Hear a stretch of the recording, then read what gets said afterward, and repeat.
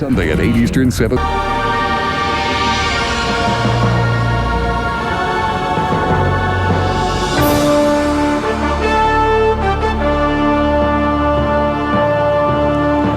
This radio telescope scans the universe for extraterrestrial intelligence.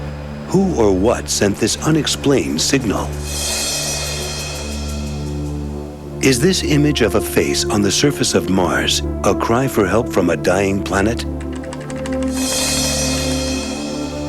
Was this woman abducted by aliens and used as a guinea pig for their medical experiments?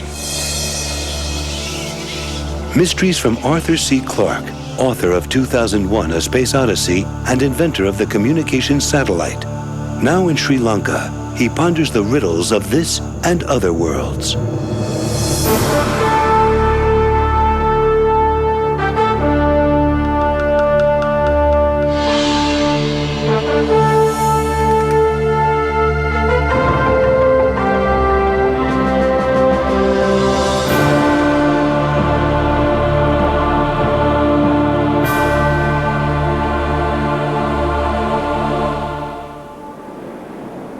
I'm helping to launch a new Japanese TV channel. From my back garden, my contribution is being beamed thousands of miles to Japan thanks to tons of satellite equipment crammed on my roof. But it won't stop there. All our radio and TV travels onwards to the far corners of the universe. It's an extraordinary thought that intelligent beings may be watching us out there. But much weirder is the claim that aliens have come to Earth and are abducting human beings for peculiar scientific experiments. Betty Hill claims she and her husband Barney were abducted while driving through New Hampshire in 1961. Her full story was only revealed when she was hypnotized. She said a spacecraft blocked the road in front of them. She and Barney were taken aboard by aliens. There was one person there who spoke English in a very limited way, who kept trying to reassure us that no harm was going to come to us. They just wanted to do some simple tests. Both of our exams were very similar in most parts, and that they were very interested in our eyes, ears, nose, throat. They took scrapings of our skin, sample of our hair, and are interested in our feet. Then with me, they did what they called testing my nervous system, and he tried to insert a needle-like instrument into my navel, which he called a pregnancy test, and it caused pain, so they stopped doing it. They did not all look alike. They ranged in height, probably 4 to 5 feet. As far as appearance, they had no hair and no protruding part of the ear. They had large eyes, small nose, thin slit for a mouth. They were all basically dressed alike in a one-piece dark outfit, but some were wearing jackets, but not all of them. Some were wearing caps, but not all of them. If you've been abducted, you know something unusual has happened, you go to the police. Every real abduction I worked with has gone directly to the police within 5 hours. And not only that, these people who think they've been abducted and haven't, on real abductions, they always take some possession belonging to the person. About 6 weeks after our abduction, Bonnie and I came home one night, and on the kitchen table was a pile of dry leaves and my blue earrings I was wearing that night. So they knew where we lived. Up next, close encounters of the same kind. We saw this thing. We just described we saw this thing. True conviction or science fiction? Stay tuned.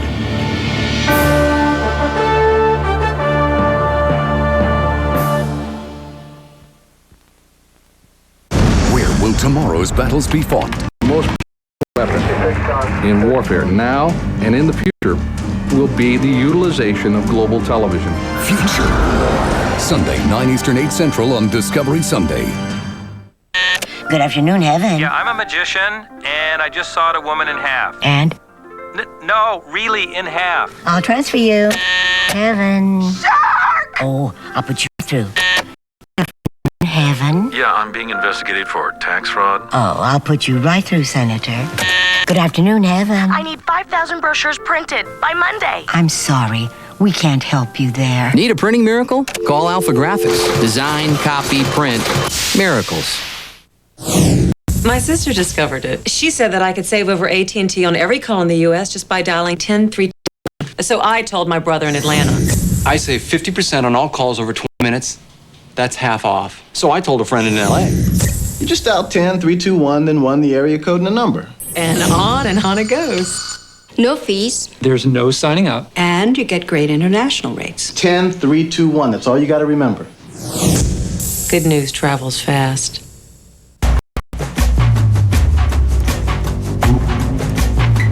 Somewhere, a few miles from a trailhead, there is an owl who has been waiting his whole life to visit you at 3 in the morning and hoot. Humor him. The 1998 Isuzu Trooper, now with an advanced work-on-demand traction system, discover a world that is large and is waiting. Everywhere. Packages to every address in America. P.O. boxes too.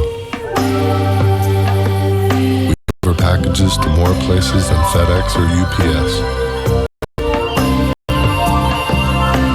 The U.S. Postal Service can take your business around the world. We deliver packages to everyone, everywhere, every day.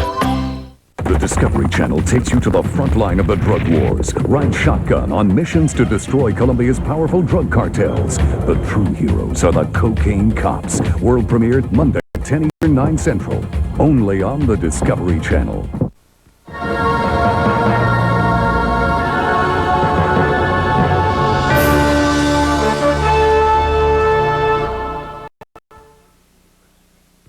At Harvard University, psychiatry professor John Mack records and analyzes abduction stories. To help his subjects recall their experiences, he uses hypnosis. Let your body relax, just sink inside. What particularly worries you? I'm right on the edge of what I'm going to remember and what I'm going to see. And What persuaded me that I was dealing with something of extraordinary importance here is the degree to which the experiences or the experiencers share so much in common in what they report has happened to them. And it goes something like this. The person is in their home, bedroom, in a car, in a schoolyard in the case of children. They will hear a humming or experience a very bright light which emanates sometimes from a UFO, which they may see. They feel paralyzed by it. They may see one or more small gray beings with large eyes or more luminous beings. They're shocked by this. They don't believe it. There's a drawing here which was made by one of the people that I've worked with. They're 3.5 to 4 feet tall. They have these large pear-shaped heads, these huge black eyes, which is the most compelling feature. Just little slits for nostrils, tiny hint of a mouth, no ears, no hair.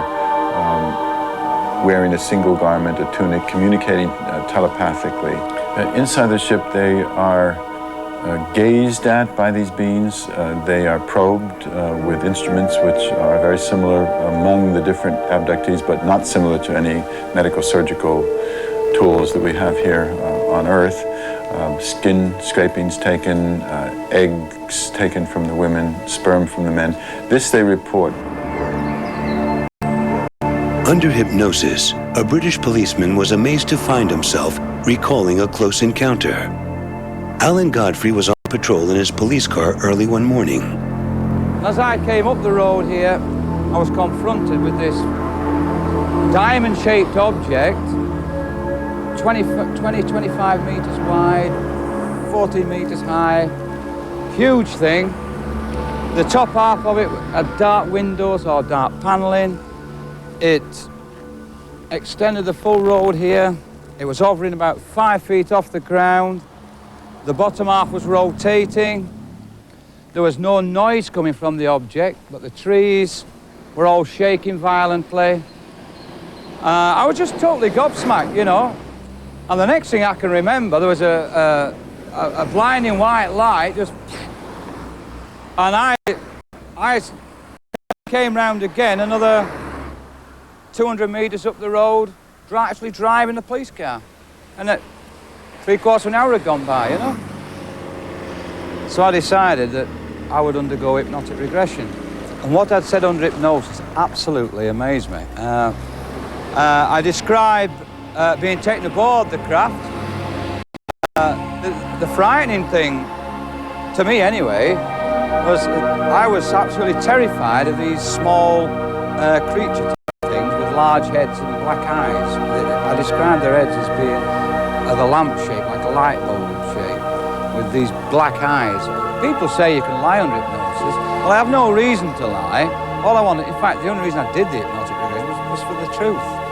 And the truth sometimes very hard to believe. In Kentucky, Dr. Robert Baker avoids hypnosis when he interviews people who claim they've been abducted. Louise Smith says she and two friends felt something strange and frightening had happened to them after a night out. The women's journey home had taken much longer than they expected. I felt so dirty. I just felt like I felt dirty, even though I'd taken a bath to go out to eat. And Elaine and Mona said they felt the same way. So I went into the bathroom and I washed. I proceeded to wash my hands and face, and when I did, I burned as if I was just, it was just real hot. The night that it happened, we had called a neighbor of mine over and told him that something had happened and we didn't know what. We saw this thing. We just described we saw this thing. And he said, what thing? And since you're all artists, don't say it in front of each other. One go in one room, one into another, and one into another, and you draw what you saw. And when we came back, they were almost identical. What did you draw? Did you draw it for me? Yes, I'd be glad to. This will be a rough sketch. Sure.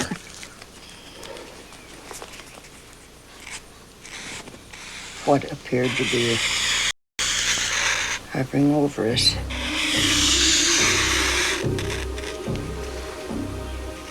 This was a bright light here, as if it was silver on top.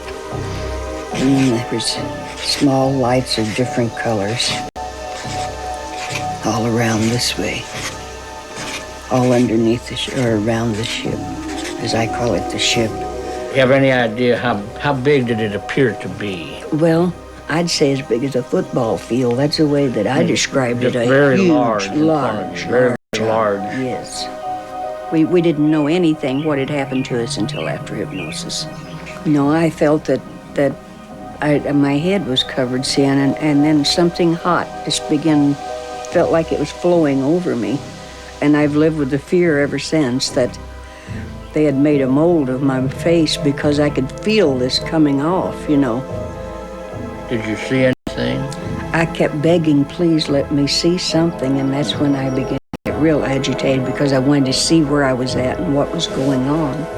And then when they uncovered my eyes, I remember crying aloud, I don't want to see anymore. You know, I saw him, and around me was these little figures that was about 4 to 4.5 feet tall. And they appeared to have like hoods on, but the eyes were very dark and just piercing dark eyes. And their hands weren't fingers like ours. They came down as if to be like, I had described it like a bird. When you take and pull its wing apart, it had little jagged things like this, like wings, you know. But it wasn't. They just flopped around and they were in gray color. It's as real to me today as it was the day of hypnosis when I really discovered what had happened to me. But I got a sense of relief out of it knowing that I was totally under their power. They had me there. I had no way of escape. They let us go, so that's why I don't have a complete fear of them, because they had every opportunity to keep me or to do whatever they wanted.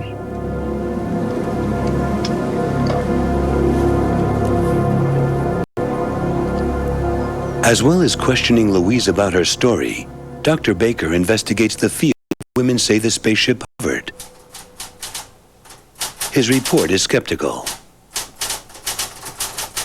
Well, interestingly enough, when we talk about any alien abduction, the only way that people can get to it and at it is through hypnotic regression, which is the most unreliable procedure that man has ever invented.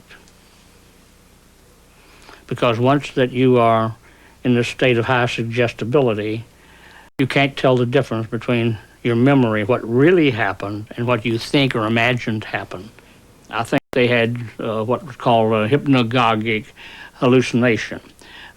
This means that when you get tired and are falling asleep, in the process of falling asleep, you see some very strange things. You see lights coming towards you. Feel like you're being engulfed by a very bright light. You see faces on the walls. You see things coming through the walls at you, and so on. We should always be wary of stories told under hypnosis, even to researchers with the best of credentials. It's almost impossible to avoid putting ideas into people's heads or to eliminate deeply embedded fantasies. I can give you an example of my own. I think I have a memory of something that happened at an Air Force base that I was working on during the war.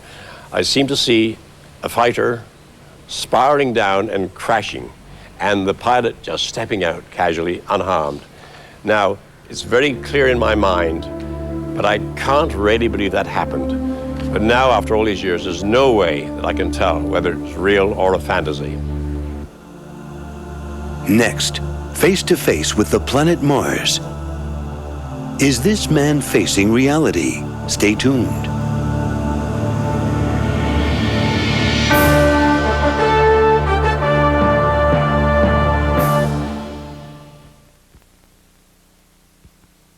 Hi, my name is Sierra, and this is my Gateway commercial. If you want to buy a computer, call my mom. She's right back here. Hi, Mom. Hi, Sierra. She knows a lot about computers, and she's really nice. PC software and monitor for $14.99.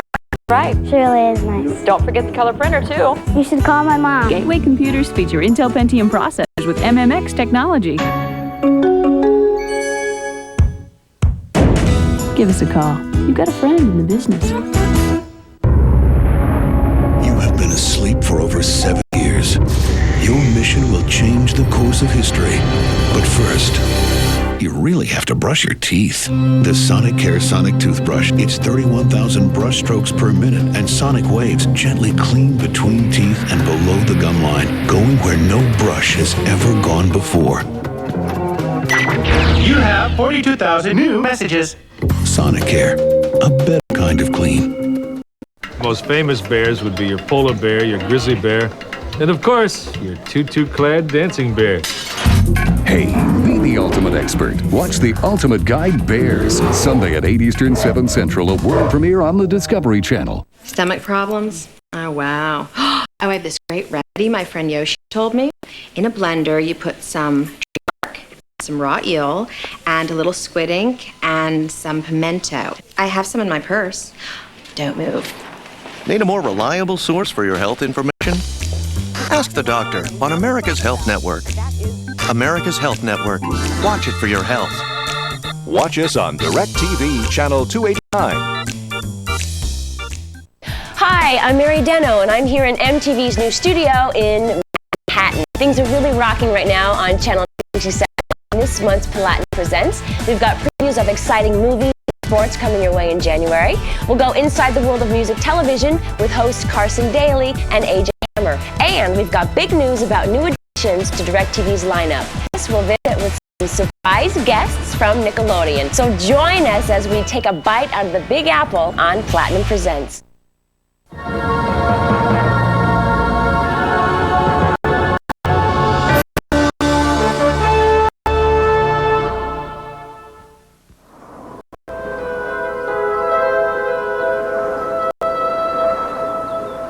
NASA's Goddard Space Center near Washington is the workplace of a man with a mission. Vincent DiPietro lives for the mysteries of the cosmos. My main interest and hobby is space. I collect all sorts of data sheets and pictures and whatever I can get my hands on about the planets, specifically about the planet Mars, since I'm so interested in this one place because we can actually land there. And the more I keep investigating this place, it looks like that at one time it was very Earth-like. The day he heard rumors of a face on the Martian landscape, DiPietro was hooked. I went over to the National Space Science Data Center on Goddard and thumbed through their catalogs of press release photos, and sure enough, found this photo that was labeled HEAD, H-E-A-D. And sure enough, when I looked at it, it did look like a face or head. That's when I became interested. I said, okay, now I've seen the picture myself, give me the data. It looked like a face to me. I mean, if it looks like a face, maybe it is a face. And if it is a face, what put it there? Who put it there? What did it? Was it natural? Was it such a quirk of light that the wind and the whatever climate or weather that was present on Mars have put all these things in a magic wand and created a face? Could it have been that, or could it have been that some outside intervention did this thing of putting a face or carving this thing or whatever? And I just had to know. So that's when I began to go after the scientific data. It's a large object. It's undeniably very large. It's a mile across. We've designed some computer programs to actually take the raw data and make pictures of them and present them on the PC, on the computer. For instance, if we replace some of the pixels in the eye cavity, in the center of the eye cavity, I replaced some of the pixels in the very center with red, and then coming out further with green and then with blue. You can see that there is a definite dome or round shape within the eye cavity, which in my interpretation might resemble something that looks like an eyeball. We have so much evidence that this is not a natural formation. We found teeth in the mouth area. We found a hairline that goes all the way around. We found symmetry of the object. All of these things say that there's too many coincidences. I wish I knew who made this thing, but I don't. I can only speculate. I mean, we're really grasping now for the stars here. The planet, as we know, used to be much different than it is today. It had abundant oxygen, had an atmosphere, had water, it had oceans, it had everything that Earth has. Perhaps the planet was dying, and this may have been a message to anyone who came from afar to let them see that there was someone down here, and please come and help us. Up next, this scientist wants E.T. to phone home and even has a special hotline set up. But will he be left call waiting?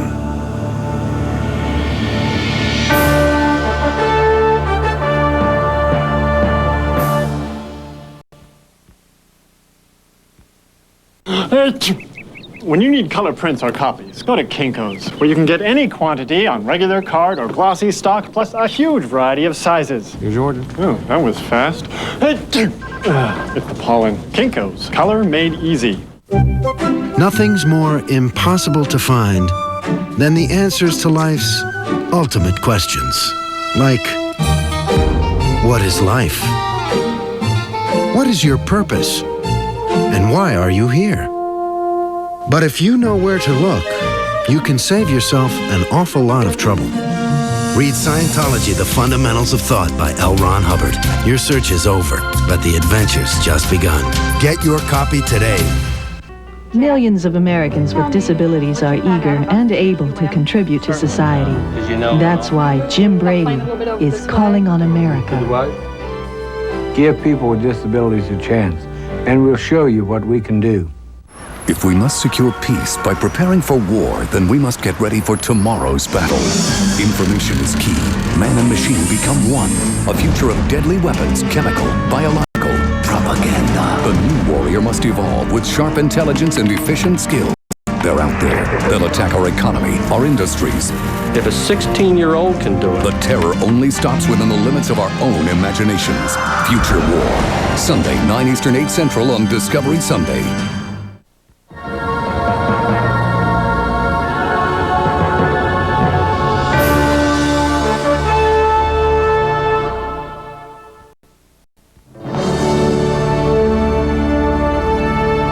Every 22 seconds, this radio telescope scans 8 million radio channels at once.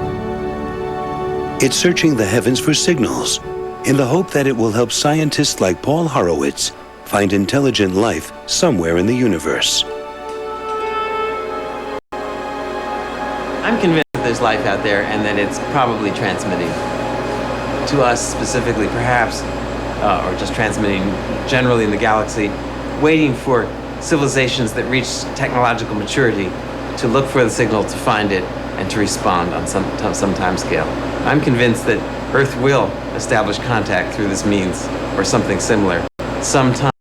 Well, in now almost 10 years of running, we've found definite signs of intelligent life. But that intelligent life happens to be Earth-based. We see many signals each day, each minute, the multitude of radio transmitters, radars, broadcast stations, and so on Earth. And the major problem in this business is sorting through this thicket of signals, this myriad transmissions of intelligent life on Earth, looking for the one weak signal that's propagated 100 light years from some alien civilization. In all the years of searching, only one signal has come through the elimination process. But this tantalizing call from the cosmos was never repeated. This is some archived data from the 9th to the 11th of September in 1988. This is when the strongest signal of our 5 years of running came in. And I'm going to take this data, sort it by signal strength. And here we see a signal much stronger than all the noise. One isolated strong signal.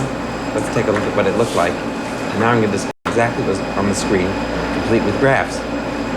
Here's the full 8 million channels. Here's the different display of the 8 million channels showing this very strong spike. A blow up showing nothing but the single strong signal. Any noise nearby is completely suppressed by the strength of that. This signal survived all our culling for the telltales of interference of transmitters, of radars, and all that kind of stuff. We have never once seen one of these signals say hello a second time. We are the first generation, or maybe the second, on Earth that even has the technological capability to engage in this kind of discourse. You couldn't do this 100 years ago. We didn't have radio telescopes. We didn't have microwave receivers. We didn't have computers. We'd have to be crazy not to try. So my feeling is, how can you not do this experiment when the contact with an extraterrestrial civilization will be the first bridge across 4 billion years of independent life start and evolution. It'll be the end of Earth's cultural isolation in a very deep sense. It'll be the greatest discovery in the history of mankind.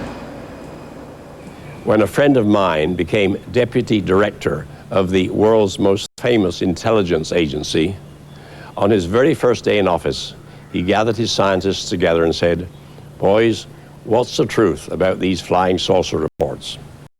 And they gave him two answers. One, we're pretty sure there's lots of intelligent life out there in space. Two, we haven't the slightest piece of evidence for its existence. If there really were visitors from outer space, it would be absolutely impossible to cover up such an epoch-making event for more than about 24 hours. Take it from me, unless, of course, you think I'm part of the conspiracy. They ranged in height probably 4 to 5 feet. As far as appearance, they had no hair and no protruding part of the ear. They had large eyes, small nose, thin slit for a mouth. This may have been a message to anyone who came from afar to let them see that there was someone down here and please come and help us.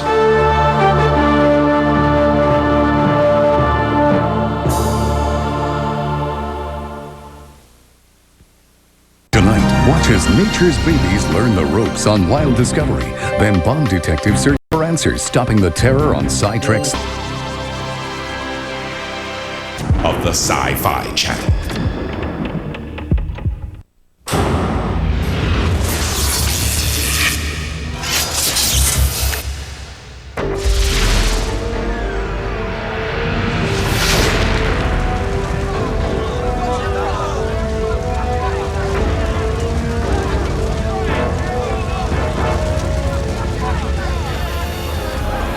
Sightings, a crash, panic, bodies, conspiracy. It happened in Aurora, Texas in 1897, and it's still happening today. Hello, I'm Tim White. On this Sightings Special Report, we'll explore 100 years of UFO cover-up and ask this question: will we ever know the truth? On this special edition of Sightings, 100 years of UFOs. 100 years of conspiracy. Maybe they ought to exhume the grave, and that would, maybe determine what's the truth and what's not. 100 years of UFO eyewitnesses. Noticed some type of big ship with lights all over it. Have we been visited by extraterrestrials? I am firmly and absolutely convinced that we indeed have been visited by alien beings. Are the real facts being hidden? Can't comment on UFO investigations done at RAF Redlow Manor. That's a no, then, I take it. It's an in-depth investigation that separates truth from myth. I have not yet seen anything that I would consider even barely credible evidence that we've been visited. Fact from fiction. Why is the government working so hard to convince the UFO community there's nothing to it? Project Blue Book, Roswell, Hangar 18, Men in Black, witnesses around the world. On one occasion, Belgian Air Force fighters intercepted these triangular UFOs. And the latest footage that may be the best evidence to date that UFOs are real. It's a Sightings in-depth and beyond special. UFOs, the 100-year cover-up.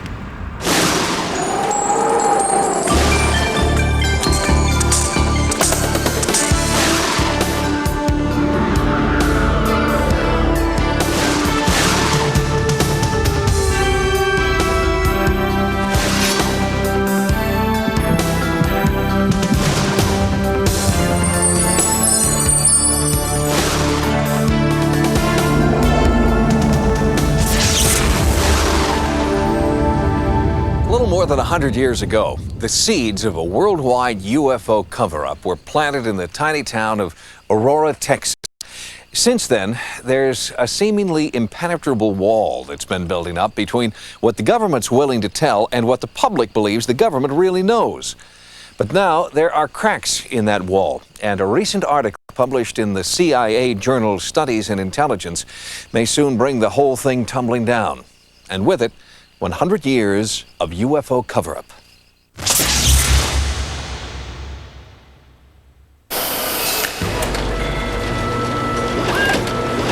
UFOs, unidentified flying objects. They've been sighted all over the world by tens of thousands of people, caught on film and tape from Mexico City to Phoenix, Arizona. There are credible eyewitnesses, military officers, police officers, all echoing the same refrain: something is out there, and we want to know what it is. But despite high-tech analysis and sightings going back to the dawn of recorded history, there is no answer to the UFO mystery. Or is there? What does the government know that they're not telling us? A little discussed article, Sightings Found in the CIA's in-house journal, has opened a window on a previously covert world. The CIA's 1997 winter edition of Studies in Intelligence details long-denied U.S. protocols concerning UFOs, including revelations about systematic cover-up, disinformation, intimidation, and deceit by both the Air Force and the CIA. Jerome Clark is the author of the UFO Encyclopedia. I'm always amused when the CIA is accusing other government agencies of covering things up. I think that's inherently funny. I also think it's interesting that the CIA is essentially validating a claim that UFO researchers have been making for a long time, that the Air Force was covering stuff up about UFOs. That seems to be pretty obvious. I think the question beyond that is, what were they covering up? Were they covering up actual knowledge of extraterrestrial presence in the Earth's atmosphere, or were they just covering up their own confusion and incompetence? Many researchers herald the report as an historic first step in an official admission that UFOs exist. But others warn, judging by past actions, this may be just another calculated attempt to divert attention from what the government really knows and when they knew it. So, ufologists agree, the days of waiting for the powers that be to reveal the truth are over. It's time to put the study of the UFOs on the scientific fast track, and it's time to expose the cover-up. Kevin Randall has studied UFOs for more than 25 years. For too long, the investigation of the UFO phenomena has been left in the hands of people who are interested in it, not left in the hands of people who are trained in science, people trained in investigative techniques. So the evidence that has been gathered has not been of sufficient quality to convince the scientific community that there's something valid to the UFO phenomenon. I think if we apply strict scientific standards to the UFO phenomena, we can find out exactly what's going on. Aurora, Texas, 1897. An insignificant town, an insignificant date, until you realize it's a role in the history of UFO cover-up. 100 years ago, thousands of people all over the United States were seeing airships sail across the skies. And when one crashed in Aurora, the modern age of ufology was born. Jim Marrs writes about this historic crash in his recent book, Alien Agenda. On the morning of April the 17th, 1897, a large silvery cigar-shaped object floated in very slowly over the town, heading in a northeasterly direction, slowly settling towards the earth, and exploded apparently. At the crash site, Jim Marrs introduced me to Wally Sheraton, a Texas native who grew up hearing the old folks talk about the alien-looking spacecraft and has spent years studying the legend of the Aurora crash. The central question, Wally, is whether or not something 100 years ago crashed here. Do you think anything did? Well, I try to keep an open mind.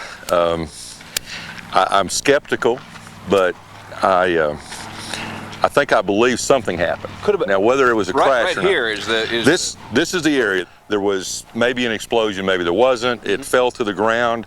The pilot was rescued from the wreckage and died shortly thereafter. But despite shocking accounts from those at the crash site, the story was buried in the back of the newspaper. Descriptions of a being not of this earth are barely worthy of mention. But this sentence, reporting the Christian burial of what in modern terms would be extraterrestrial being, links the past to the present. Somewhere in this cemetery lies the body not of this earth. What was on the headstone? It was, I will sketch it out for you. It was an inverted V with a little circle and then a space and then two more little circles like portholes. The diagram on the headstone was not a typical grave marker. It was really intriguing because I have been around these little rural cemeteries up here in North Texas for years, and I'm very familiar with the Confederate graves and some of the old headstones, and this was not like anything I'd ever seen. Did anybody ever bother to dig? As far as I know, Bill Case and I went back and both wrote stories for our respective papers and just simply raised the question about maybe they ought to exhume the grave, and that would, you know, maybe determine what's the truth and what's not. Well, immediately the people up here got in an uproar, and in fact they put a police guard on this cemetery for about 2 weeks or so until everything kind of died down, and then just a night or two after they pulled the police guard away, the tombstone was taken by somebody and has never been seen since. Some say that the disappearance of the headstone smacks of a cover-up, preventing further exploration of the site to determine if an alien body is buried here. The crash at Aurora stands out because it is the first in a 100-year history of UFO encounters and reports of alien bodies buried by time and official cover-up. Aurora was the first, but it would certainly not be the last. By the spring of 1897, had spread all across the United States. The objects were called airships, and most people thought of these things as somebody's secret aviation breakthrough. They thought that these were advanced aircraft that some American inventor had test flown and was soon going to announce his invention to the world. But the first piloted flight of anything at all was still more than a decade away. There was also an undercurrent of speculation about extraterrestrial visitation. There was some talk that maybe these things were actually Martian aircraft. Time is the enemy in the Aurora case, and Marrs has little to go on to prove the extraterrestrial theory. This is a classic example of mindset. Depends on who you talk to. Some of the people who talk to the old folks who say, yeah, I was here, it happened, and obviously they believe that it really all happened. Those who talk to others and they say, no, it's just a hoax, and that's what they believe. And until some hard evidence surfaces, which I'm not holding my breath for. I'm not sure there's anybody can say anything for certain. Inevitably, the 100-year history of UFO conspiracy is also the 100-year history of UFO hoaxes. And the lengths to which some of the hoaxers will go to get their kicks is truly amazing. Ufologists are constantly at odds with these masters of trickery, but in at least one instance, it is a hoax that actually provides us with a template for how the government creates and maintains a cover story.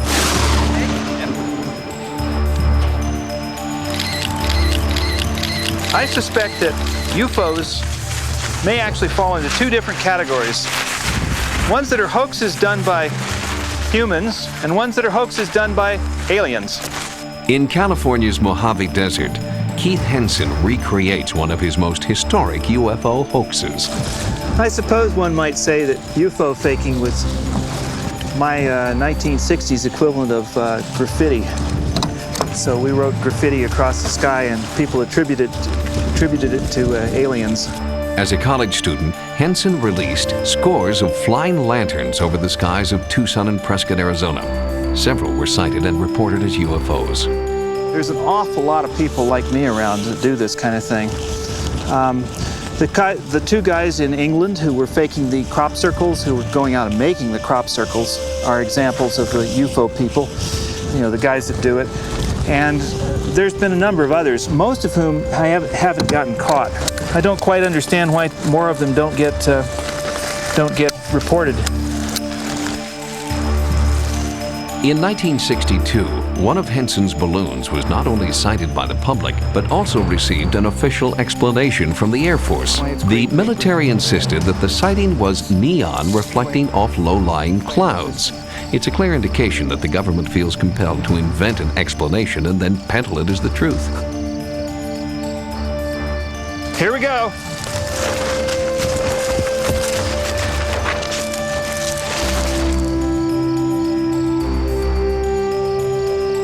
And there it goes. Henson's low-tech approach was effective in the 1960s, but in the new age of ufology, hoaxes are more easily exposed and, inevitably, the number of truly inexplicable sightings has been greatly reduced. Jim Wilson is Science and Technology Editor for Popular Mechanics magazine. I have not yet seen anything that I would consider even barely credible evidence that we've been visited at any time in the past, and I tend to dismiss all of the claims of current sightings. Carl Flock, a former employee of both the Pentagon and the CIA, disagrees. He finds ample evidence that UFOs are real. What we've got is a very substantial body of evidence that clearly demonstrates UFOs are real, and there are a large proportion of those I suspect we will discover are unusual natural phenomena. But when you get rid of those, what you've got is some kind of unusual craft that came here from elsewhere. But when the craft is not coming from elsewhere, when the explanation is clear and simple, why have the official reports been less than honest? Psychotherapist Howard Schachter has studied the psychology of hoaxers and how government officials might play on their weaknesses. UFO experts end up arguing at conferences, in journals or magazines, more about the veracity, the truth of the particular events than actually going out and doing the work that they need to do to investigate other cases. Confusion has its costs. For ufology, confusion creates chaos, and perhaps chaos is part of the grand design of the UFO cover-up. One wonders how many UFO reports there will be tonight. Coming up on Sightings, the saucers arrive and the military is caught off guard. I spied something out there. It was kind of bright. Didn't know if it was an aircraft or what it was. Later, compelling new information surfaces, and the strangest UFO case in history is closer to being solved. That is the first time that I, and I think anyone else working on this case, have ever heard that there was a long-term effect that had never previously been reported. And Men in Black wage war on UFO eyewitnesses. Sightings, the 100-year UFO cover-up, is brought to you by Toyota. Every day belongs to you. Make it count. Toyota, every day. We gotta go. You're ruining my nap. You don't understand. I can't get back late. I do understand. We work for the same people. Now,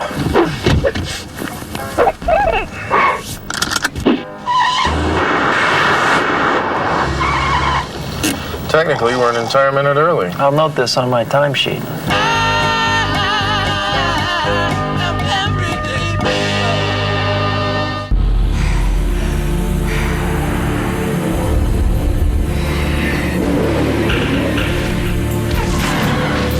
From the most prescribed name in the history of pain relief comes non-prescription Motrin IB.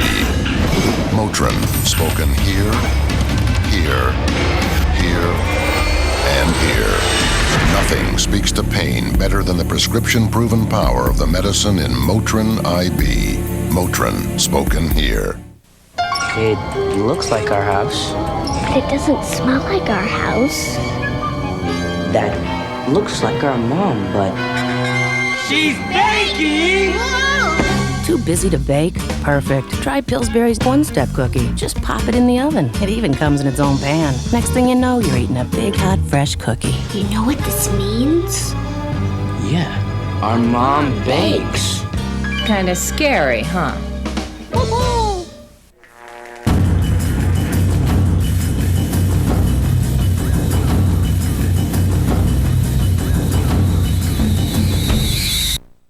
Aquabells are the lightweight portable exercise equipment that goes with you anywhere. Aquabells made of lightweight, durable, and flexible plastic come with a strong center bar and rings that assemble into professional dumbbells. How? Simply fill the Aquabells with water, secure them on the center bar, and you're ready to begin your workout. It's that easy. Take them with you anywhere, on trips, in the office, or at home. Aquabells are easy to use and easy to store. Now keep your muscles toned anywhere the easy and convenient way with Aquabells. No time for your workout? Now Aquabells brings your workout to you. Remember, fill it up, pump it up with Aquabells. Order your Aquabells today. Only $19.99 plus shipping and handling. Call 1-888-275-2609 now. Aquabells make a great gift for students, businessmen, or anyone into fitness. Call 1-888-275-2609 for your Aquabells. Courage, honor, sacrifice. Now the only word that means a damn to you is life. Everybody, secure! We have crashed onto this planet. Your plans have changed. From Hollywood's most influential dreamers to spectacular sci-fi series premieres in one night. Space Above and Beyond, hosted by the producers of The X-Files and Earth 2, tonight beginning at 7 p.m. Eastern.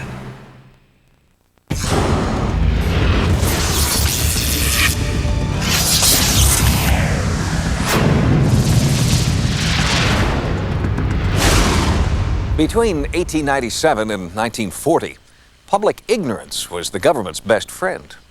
Undocumented UFO sightings could easily be dismissed as anecdotal accounts by people who just didn't know the difference between a biplane and a whooping crane. But with the outbreak of World War II came the invention of inexpensive portable cameras, the widespread use of radar, and most important of all, a vigilant public trained to watch the skies and know the difference between friend and foe.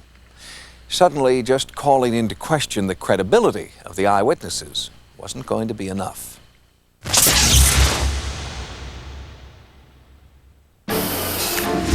the 1940s, World War II was this planet's first major air war, and aircraft came of age quickly, fueled by the Allied and Axis war machines. Almost daily, new secret weapons arrived. Radar, sonar, buzz bombs, atomic bombs changed the face of warfare, and keeping secrets became a growth industry. But there was one type of flying machine that slipped in among the ranks and remains a mystery to this day. They were small, glowing craft that defied known aerodynamic principles. They were dubbed the Foo Fighters. Foo Fighters were the modern UFO phenomenon by another name. They were given that name during World War II, and these were several varieties of phenomena. Some of them looked like amorphous lights, some of them looked like structured objects. They were seen by bombing crews in the European theater, also the Asian theater. They were seen by pilots and combatants on both the Allied and Axis side. What it most likely was hypoxia, which is a condition when you don't get enough oxygen. This is probably what was happening to these pilots. They were beginning to nod off a little bit. But for those who saw the Foo Fighters for themselves, apoxia is a ludicrous explanation. Robert May was a tail gunner in New Zealand during World War II. He is still baffled by his sighting more than 50 years later. I spied something out there. It was kind of bright.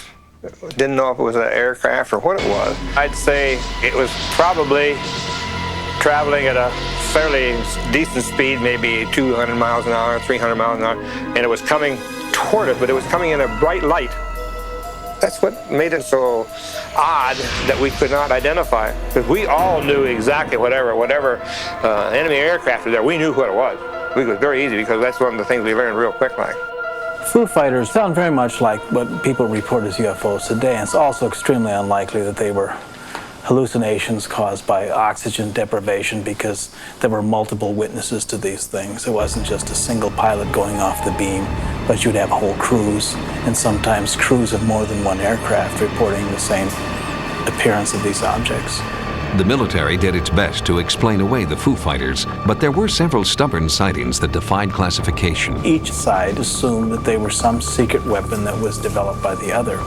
It was only after World War II, when we knew what was going on, that both sides figured out that neither side had these things, and there was no explanation for them. The military kept countless reports on pilot sightings of Foo Fighters, but kept them secret until just recently. But one major wartime sighting was too massive to hide. In February 1942, there were all these sightings of strange, flashing, maneuvering lights in the sky over Los Angeles. There was a mass panic in which it was believed that the city was under air attack, and I think that what the thought was is that the Japanese fleet had put carriers off the coast and they were attacking. And anti-aircraft batteries opened up on them and just fired and fired and fired for like about 2 hours straight without hitting anything, without bringing anything down.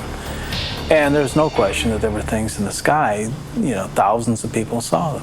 The Japanese had not attacked. Official explanations at the time ranged from false alarm to unidentified airplanes, and to this day, there has never been a satisfactory answer made public.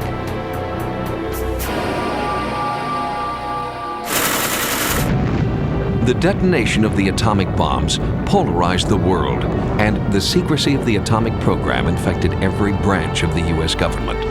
Through World War II, government and science came much closer together. They had won this great war and beaten these enormously nasty and powerful foes. And so they come out of the war, you know, with great confidence, and confidence is fine, but the dark twin brother of confidence is arrogance. After World War II, the seeds of arrogance were sown and grew into a new kind of government program, black projects, military tests so top secret most of the Congress didn't know what was going on. It was at this point that UFO sightings increased dramatically and were sucked into the burgeoning vortex of silence. But the hands-off approach to UFO sightings that had worked so well for the government in the past stopped working in the summer of 1947, when Americans began to demand answers. 1947 was the year that captured everybody's imagination, and it was the Kenneth Arnold sighting of June 24th, 1947, that was the real catalyst that excited this. This is the voice of Kenneth Arnold describing what he had witnessed near Mount Rainier. They looked something like a pie plate that was cut in half with a sort of a convex triangle in the rear. I kept looking for their tails. They didn't have any tails. They seemed to flip and flash in the sun just like a mirror. They didn't fly in a conventional formation that's taught in our Army. They seemed to kind of weave in and out right above the mountaintops. He saw 9 disc-shaped objects flying at a speed that he first estimated at about 1,700 miles per hour. Other sightings began to occur very quickly in the Northwest particularly. The objects were frequently described as disc-shaped, and so the term flying saucers took hold. What's important about 1947, this is the first time that the flying saucer phenomenon was widely reported throughout the country. It was the first time that the extraterrestrial phenomena was suggested as a possible explanation. It was the first time that we really discussed in serious veins the idea of alien visitation to the United States, to the world, if you will.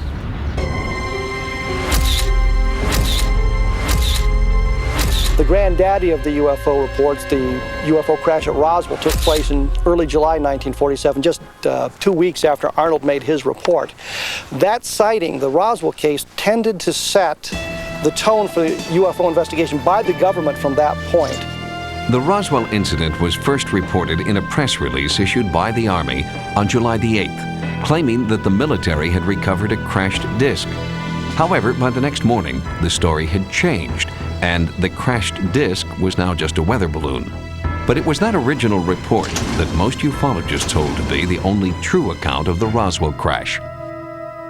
Up until the Roswell incident took place, there was a lot of discussion about what flying saucers were. Were they extraterrestrial? Were they interplanetary? Were they secret experiments? Were they rockets?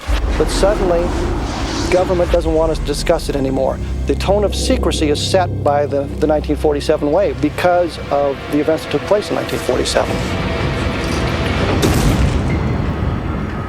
The tone of secrecy established by the government in 1947 worked for quite a while. Roswell would remain a secret for nearly 30 years before a few of the old-timers finally started to talk. And once they did, the government couldn't do anything about it except coin a new phrase. We can neither confirm nor deny. Coming up next on Sightings, more than a half-century after the legendary crash in the desert, the Roswell mystery lingers on. Will we ever know the truth? Later, a Boy Scout troop has a close encounter in the Florida wilderness. Everybody wanted to be in the front. They were afraid that something was going to get them if they were the last guy, so they wanted to be in the front. And secrets can be kept in this country and around the world. Royal Air Force Rudloe Manor was indeed the coordination point for official UFO investigations. Well, Ray, it's crunch time now. Right you are, Ted. Look, you got hungry kids coming on strong up the middle and around in. Mom needs a big play to satisfy him. Watch, she goes right for the Totino's pizza roll. Tasty move. A great taste of pizza in bite-sized rolls. She spins to the microwave. Does she have enough time? Here they come. She rolls left. Oh, she rolls right. Totino's pizza rolls. Sensational. And it looks like a big win for the home team. Let's see that again. Excuse me, pal, but could you shut your lid? What for? I just got my favorite automatic vanish blue. Yeah, well, too bad it doesn't make your germs vanish. Whoa, gee, all toilets have germ problems. Not me. I have new improved Clorox Automatic. With so much Clorox bleach, every flush kills 99.9% of germs. You mean mine doesn't? No. So put a lid on it, huh? New Clorox Automatic Toilet Cleaner. It kills 99.9% of germs. I'm Simon Woodruff, and what I do is Yo Sushi. Technology for us is about learning our own business. Nobody in their right mind would open a restaurant if you look at the figures. We have to find a new supplier for seaweed. Just a very quickly seared tuna. I don't actually come from a restaurant background. I come with an open mind. Man, this gray hair makes me look old. Then do what I did. Get rid of it. You were gray? I never knew that. No one can tell you use the remarkable hair coloring called Just for Men. Simply shampoo in, then rinse. In only 5 minutes, this unique Just for Men formula blends away the gray, actually matches your gray to your real color. Even I can't tell what used to be gray. Thanks. Just for Men. Looks so natural, even friends can't tell. The most rockin', stompin', wailin', rhythm and blues band in America is back. We're the Blues Brothers. Dan Aykroyd, John Goodman, Blues Brothers 2000, rated PG-13. Starts Friday, February 6th. Hard to resist, taste stations. You're so smooth and oh so dreamy. Hard to resist, taste stations. Long lasting and creamy. Butterscotch. Peppermint, caramel, chocolate. Taste stations from Hershey.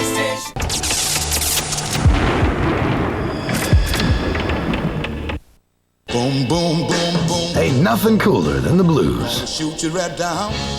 It's living the blues. Complete. Definitive.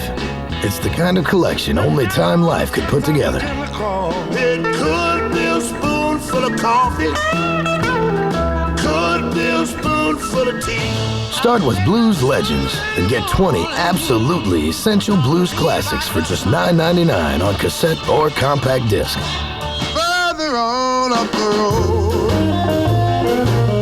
someone gonna hurt you like you hurt me. Then audition other albums. Keep only the ones you want. Satisfaction guaranteed. Grits ain't grocery. The blues are hotter than ever. So call now. To order Living the Blues, call 1-800-607-8855 or send $9.99 for one cassette or one CD plus $3.50 shipping and handling to Living the Blues, Department 1, Richmond, Virginia.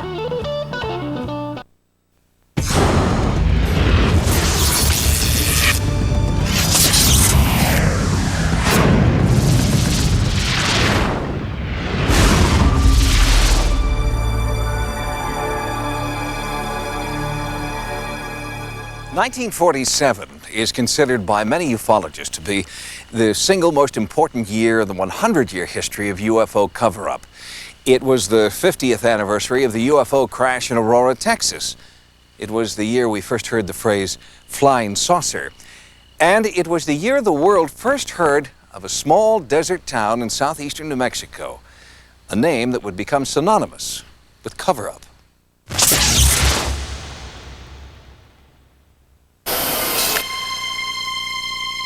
I have examined all eyewitness reports from all over the country, and after numerous calculations, my figures are conclusive.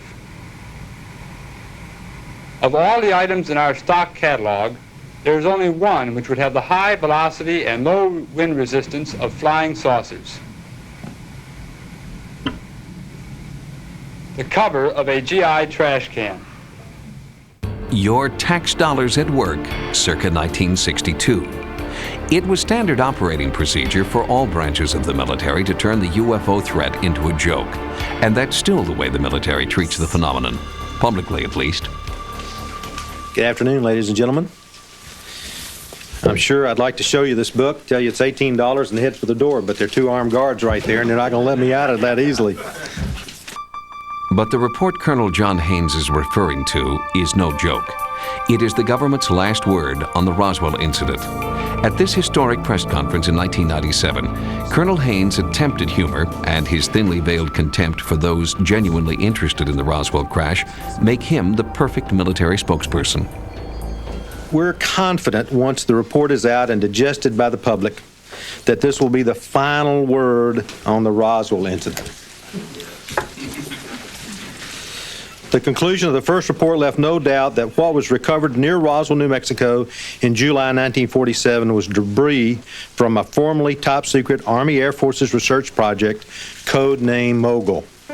Mogul was an attempt to acoustically detect Soviet nuclear blast and ballistic missile launches. Colonel Haynes is quoting directly from Case Closed, written by retired military Captain Jim McAndrew. A lot of people have come out recently with various theories about what really happened at Roswell. But I did the research over a 3-year period and published 2 books. What we found out is that there were actually a series of actual occurrences in the Roswell area.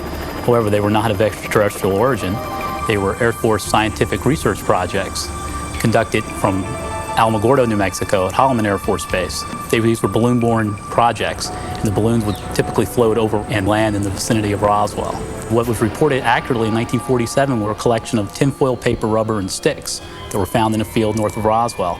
Over the years, Roswell has grown just like a fish story. It's gone from tinfoil paper, rubber, and sticks from one site to 2, 3, 4 sites, and now anywhere up to 8 alien bodies over a period of 40 years. The press ate it up, but hardcore ufologists were unimpressed. The Air Force has been using the Project Mogul explanation for over 2 years, and it is only the latest in a series of different explanations that the Air Force has given since 1947, each time claiming that that explanation was the final word on Roswell.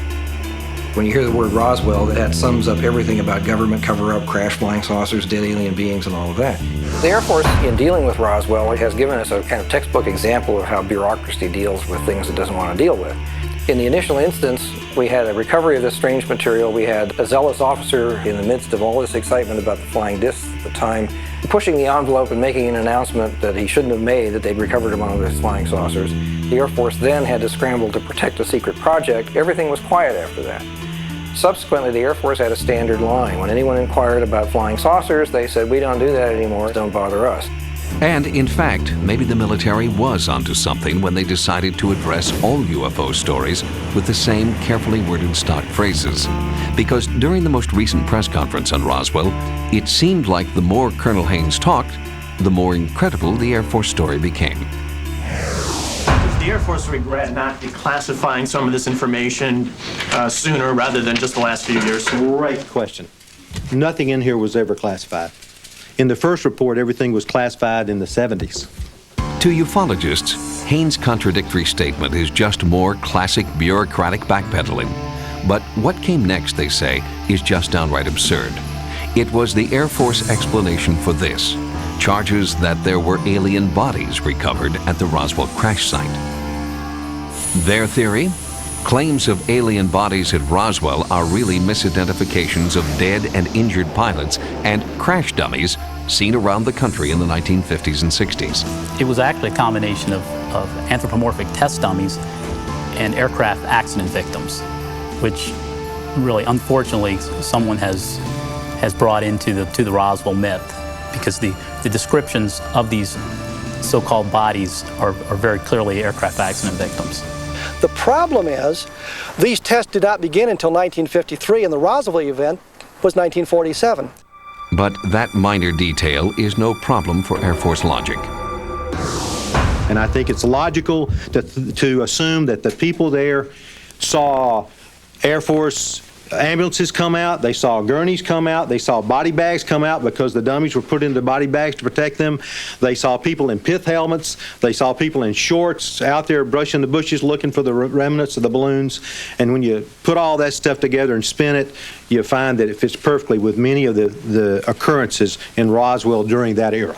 People are not talking about balloons or earthly aircraft, even unusual earthly aircraft, and they're not talking about crash test dummies or the bodies of human pilots. They're talking about some very strange residue in metal and some very strange looking bodies. You can discard all that testimony if you want, but if you're trying to make a case and using the eyewitness testimony selectively, I think that you're probably not constructing an honest case. Support for Clark's claim that the flying disc recovered near Roswell was anything but a top-secret balloon comes from an unlikely source. Jim Wilson is an editor for Popular Mechanics and the author of this in-depth report on the crash at Roswell. At the time we wrote our article, we suggested that there was one of two possible explanations for the Roswell episode. One was that it was a crashed version of an early UFO that was undergoing tests. A number of people came forward to us with what they claimed was evidence of UFO sightings. The other was that it was a craft of Japanese design.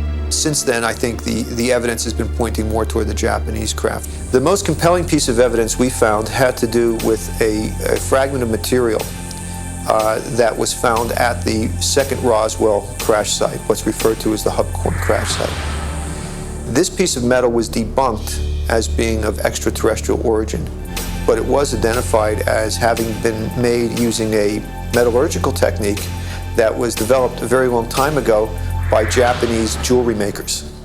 And this tended to push us in the direction of believing that the vehicle that crashed in Roswell was perhaps of a Japanese design and may have indeed carried a Japanese pilot. There's absolutely no evidence that the bodies recovered at Roswell were Japanese, not to mention the fact the people who were on the scene, the eyewitnesses, would have recognized the bodies as Japanese because those are human, and they did not do so.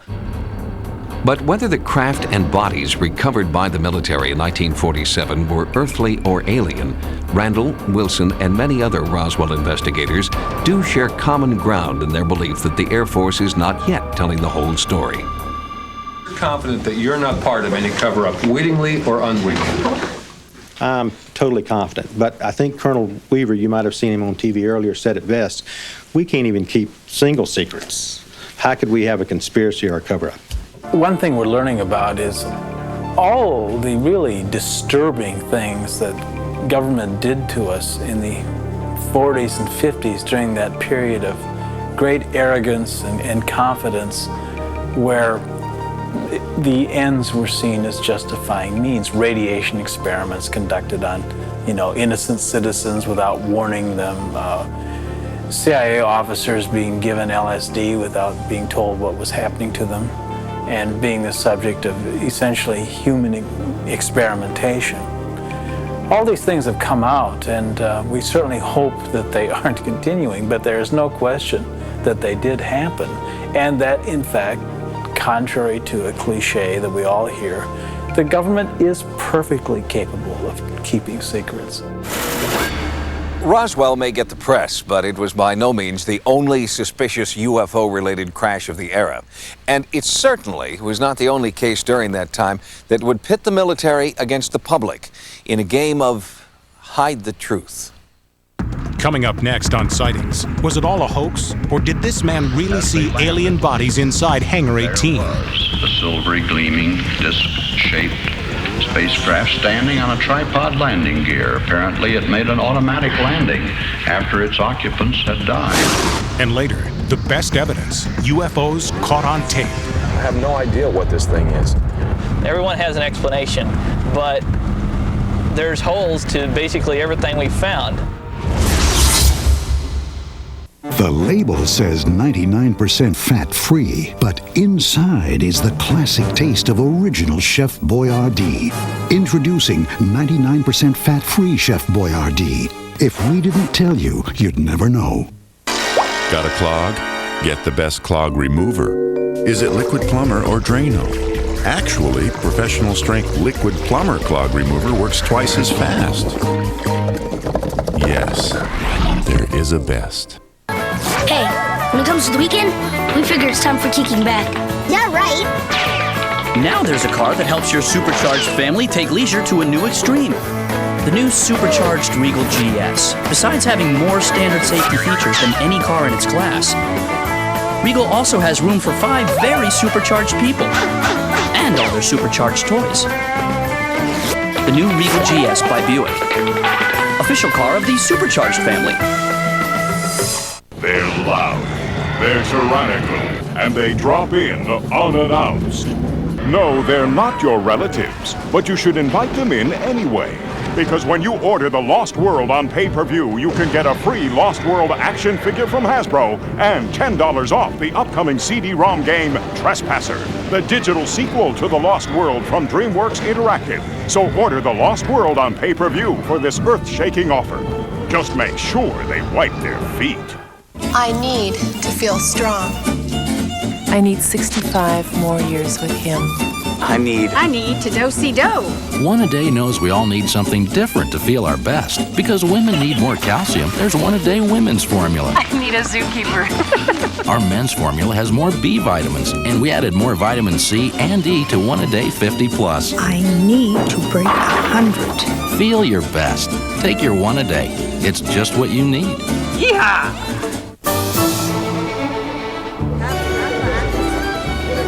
Горбачев, из-за него мы на краю экономической пропасти. Да благодаря ему у нас свобода.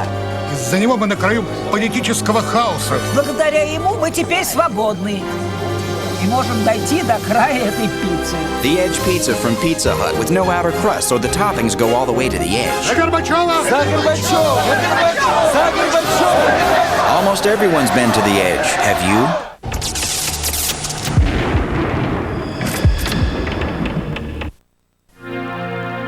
Genital herpes isn't just about worrying over future outbreaks. It's about suppressing them.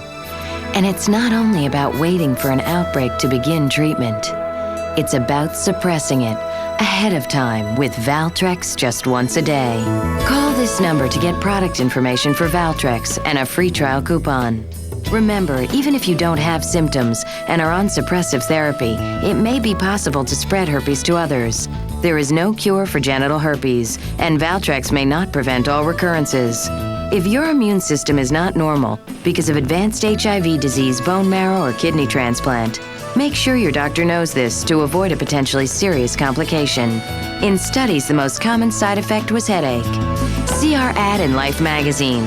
Don't wait. Call this number today and ask your doctor about Valtrex. It's about suppression. Glaxo Welcome. Breakthrough medicines for everyday living.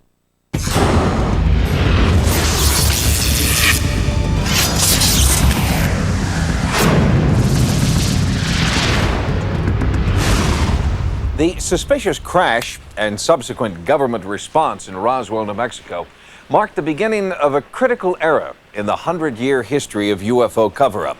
The public was demanding more and more information about an alarming increase in the number of UFO sightings. And the government was starting to give fewer and fewer details about what they knew. The UFO Cold War had begun.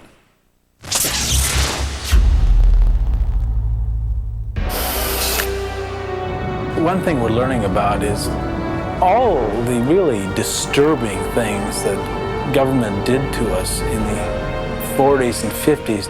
And we know that there are things even from the early history of the Cold War that are just now emerging, and some of these things could conceivably involve government UFO investigations, government knowledge of UFO evidence. One thing we have to take a look at is that the government is very good at keeping secrets regardless of what people say. They kept the atomic secrets. They were very careful to make sure nobody spilled that secret before the end of the Second World War.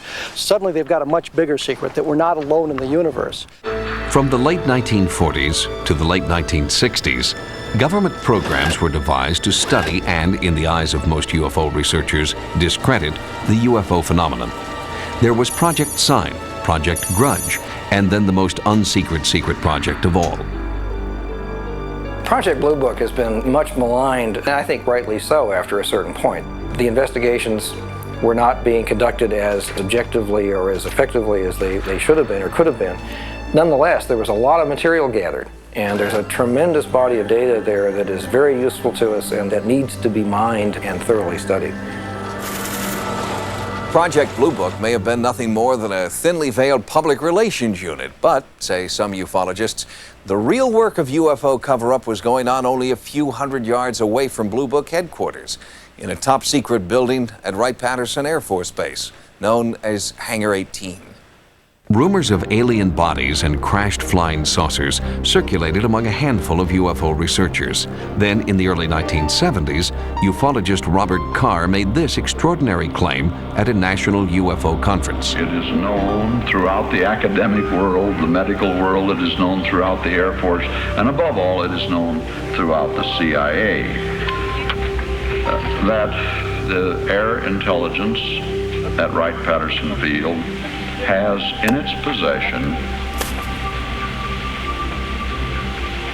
a spacecraft, a silvery gleaming disc-shaped spacecraft standing on a tripod landing gear. Apparently it made an automatic landing after its occupants had died.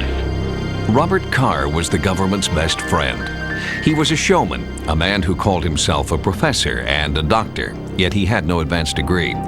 It was child's play to discredit him and his claims of saucers and bodies at Wright-Pat. Even Carr's own son, in this recent article for the Skeptical Inquirer, debunks his father's story as an outright fabrication. But Carr's credibility notwithstanding, could there be a germ of truth in Carr's original statement? Based on the evidence that we've accumulated, based on the eyewitness testimony, the remains of the saucer picked up at Roswell were taken to Wright-Patterson Air Force Base in July of 1947. Officially, Wright-Patterson was the home office for the Air Force's Project Blue Book. Unofficially, it is also believed to have been the home of recovered flying saucers and alien bodies, and not just because of the questionable claims made by the late Robert Carr.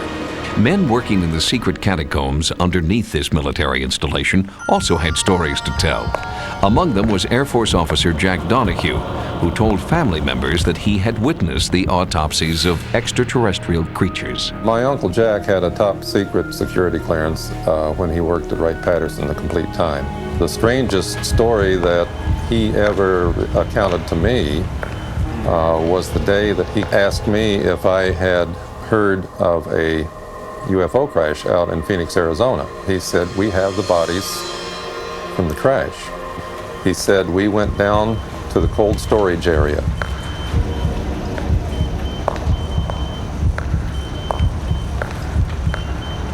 There was a stainless steel table in this room that was arranged a little bit like a laboratory. The man said, look at this. Jack looked at the body. Jack told me that at the time they were doing full autopsies on the bodies. The head was shaped basically like a human head, only it was small. He said, we better not spend very much time here, and they left the room. I tried to bring it up at a later date. He said, forget him. Just forget about the whole incident. And I said, what do you mean forget it? He said, just forget it. It never happened. We've talked to people who were on the aircraft flights. We've talked to people who knew the destination. We've talked to people who were at Wright-Patterson at the time and said the material got there. We know that it was held there for a period of time. What we don't know is if it's still there. Wright-Pat would be the logical next stop for a recovered saucer because the base was home to the military's Foreign Technology Division, where German and Japanese weapons were being reverse engineered. Back engineering, or reverse engineering, is a process of taking an unknown product and dismantling it, or otherwise probing it, and trying to work out backwards, as it were, what makes it tick. And in fact, after 1947, there was a significant number of saucer-shaped aircraft designs coming out of Wright-Patterson.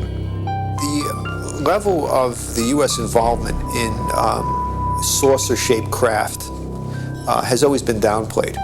And it wasn't until the release, as the result of a Freedom of Information Act request, that we really had a very good idea of just how actively the United States was pursuing saucer-shaped craft technology in the 1950s. Two top-secret projects, only recently declassified, offer corroborating evidence that reverse engineering was an important and significant part of post-war engineering advances. First, there was Operation Paperclip. Operation Paperclip was put into use at the end of World War II when the Americans, as well as the Allies, and of course the Russians, wanted to acquire as many of the Nazi scientists as they could, those who had been dealing with particularly missile technology, nuclear technology, and so forth.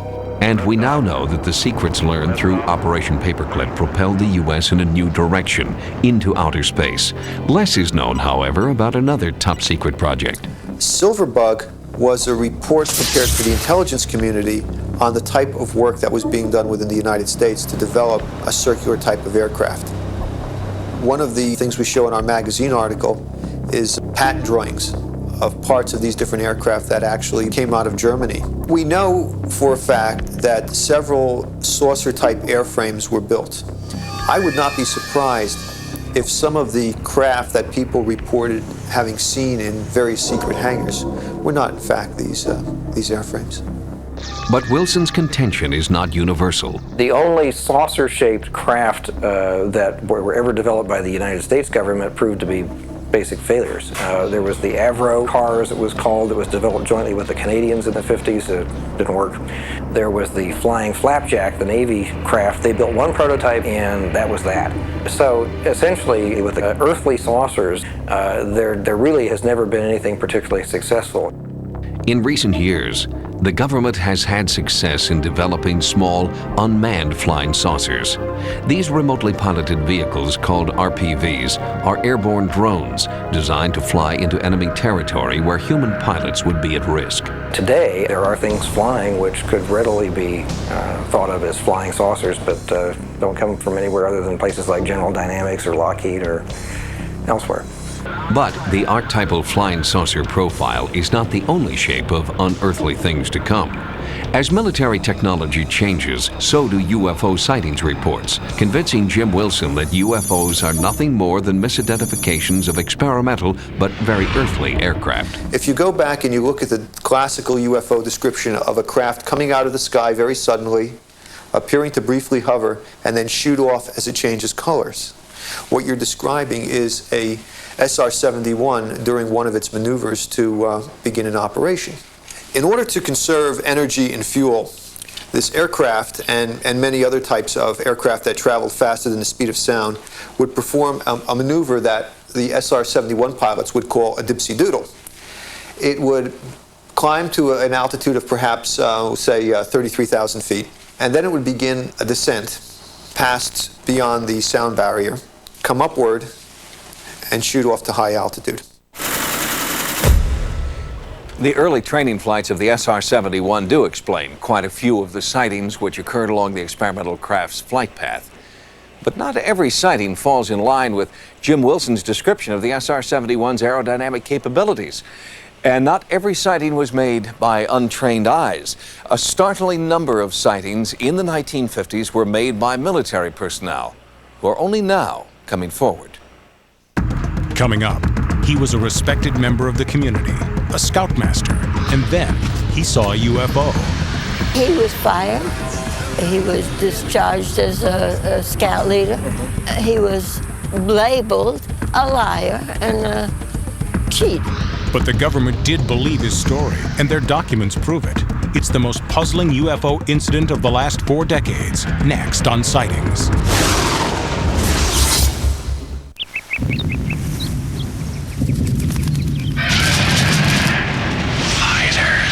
Coming in March, only on the Sci-Fi Channel. Soap scum builds up and up and up. Pretty soon, you've got a scum situation. But now there's new Tilex Soap Scum Remover. It's so radically improved, it gets rid of soap scum in a wipe. Try new Tilex. It's the best.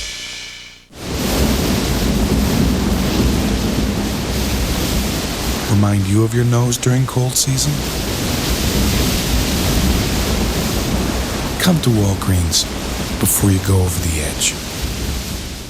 I was getting married. I was fat. I was not walking down the aisle like that. I lost 39 pounds on the Slim Fast plan. It was a dream come true. I had a shake in the morning and a shake for lunch. I was hooked. I loved it, and it gives me energy.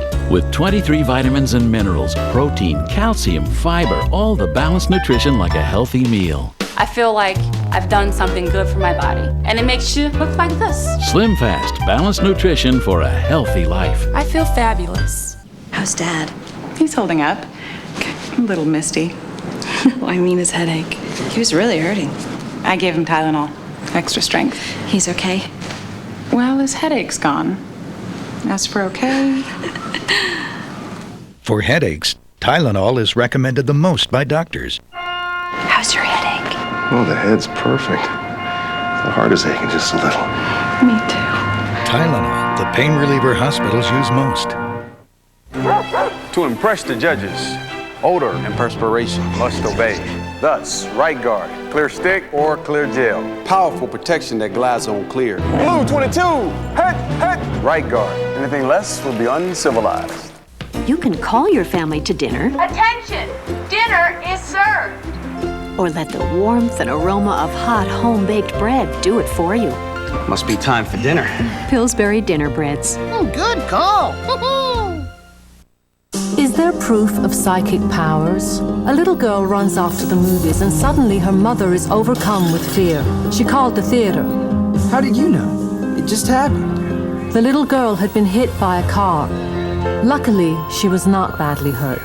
The richly illustrated series from Time Life, yours to try risk-free. In 1988, Ingo Swann was conducting a seminar when he predicted the Berlin Wall would fall in 18 to 24 months. 19 months later, the wall fell. Mysteries of the Unknown takes you into the facts and fiction of the hidden world around us. Examine it free. Satisfaction guaranteed. Enter the world of the psychics for only $9.99. It's waiting for you. Call now. To order Mysteries of the Unknown, call 1-800-995-5577 or send $9.99 plus $3.95 shipping to Mysteries of the Unknown, Department 3, Richmond, Virginia 23280.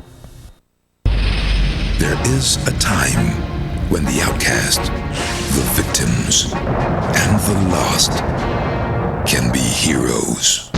Courage, honor, sacrifice. Now the only word that means a damn to you is life. The time is here. The time is now. Space, Above and Beyond. Premieres tonight at 7 p.m. Eastern, only on the Sci-Fi Channel.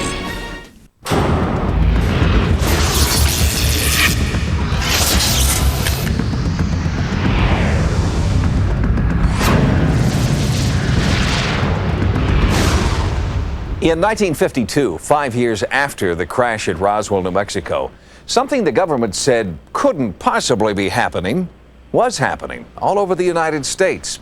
And when a phalanx of UFOs invaded the sacred triangle of airspace between the White House, the Capitol, and the Pentagon, the military had to respond.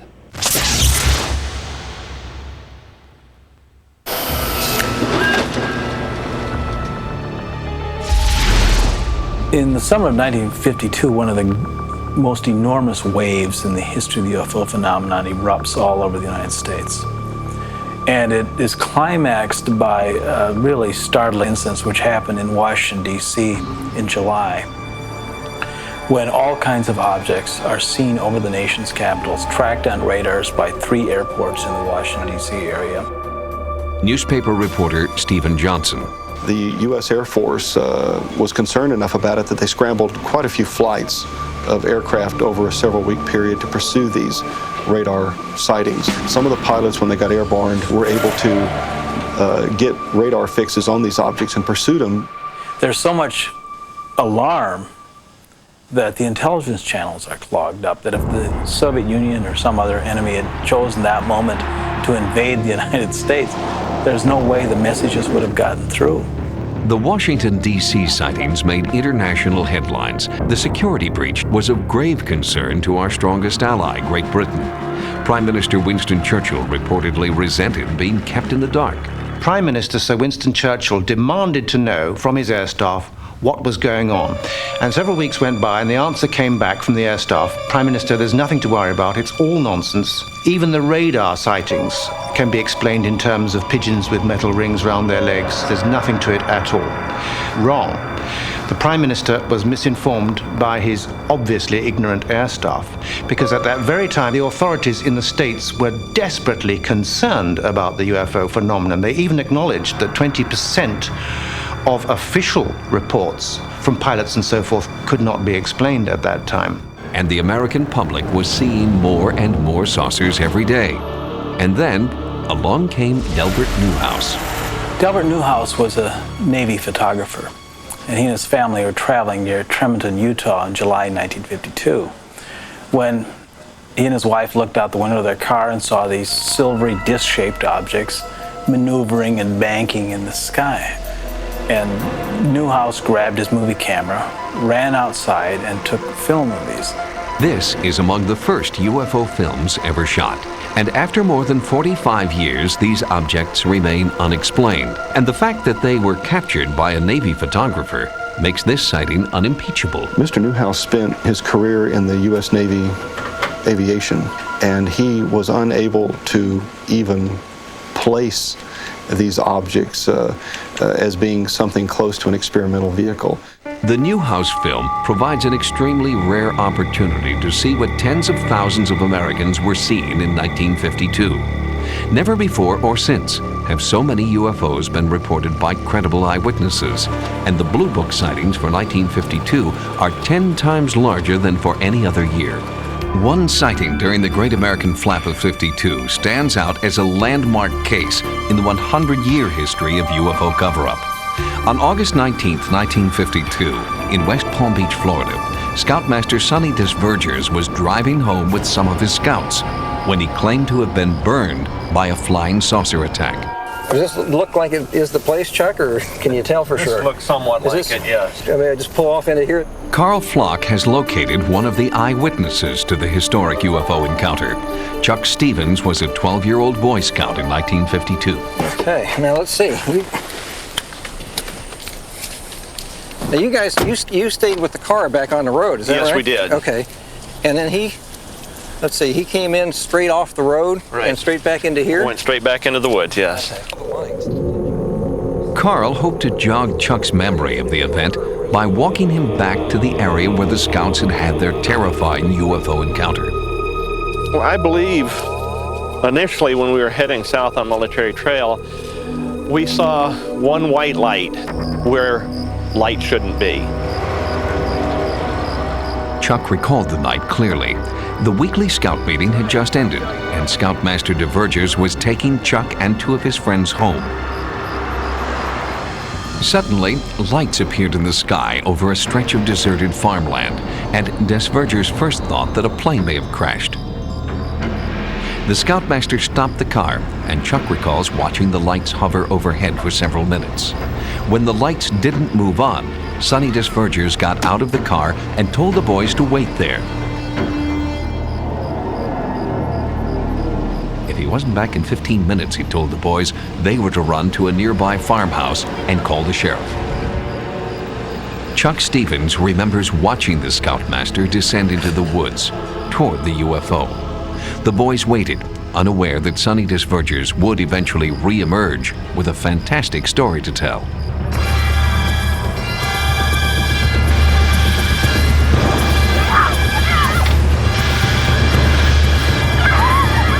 We were running down the middle of the road. Everybody wanted to be in the front. You know, they were afraid that something was going to get them if they were the last guy, so they wanted to be in the front. Well, now, when you were running, could you still see the lights up in the trees, or? Oh no, the lights were behind us, and hopefully real far behind us. I see. Okay, so you were trying to put those behind you for sure. Okay. Yes, definitely. When we got to the farmhouse, we called the deputy, the sheriff, and he came out and picked us up and took us back. And when we got back to the Sonny's car, about that time Sonny was coming out of the woods. In the official report, the deputy noted that Sonny's uniform was charred. He had burns on his face and arms, but the UFO was nowhere to be seen, and the deputy had only Sonny Desvergers' word for what had really happened. Chuck Stevens does recall, however, evidence of the UFO encounter blanketed the site. On the pine trees where a limb had broken off, like an example, this spot right here, it had popped out and the sap was running down the tree. I see. And was there any other evidence of the incident?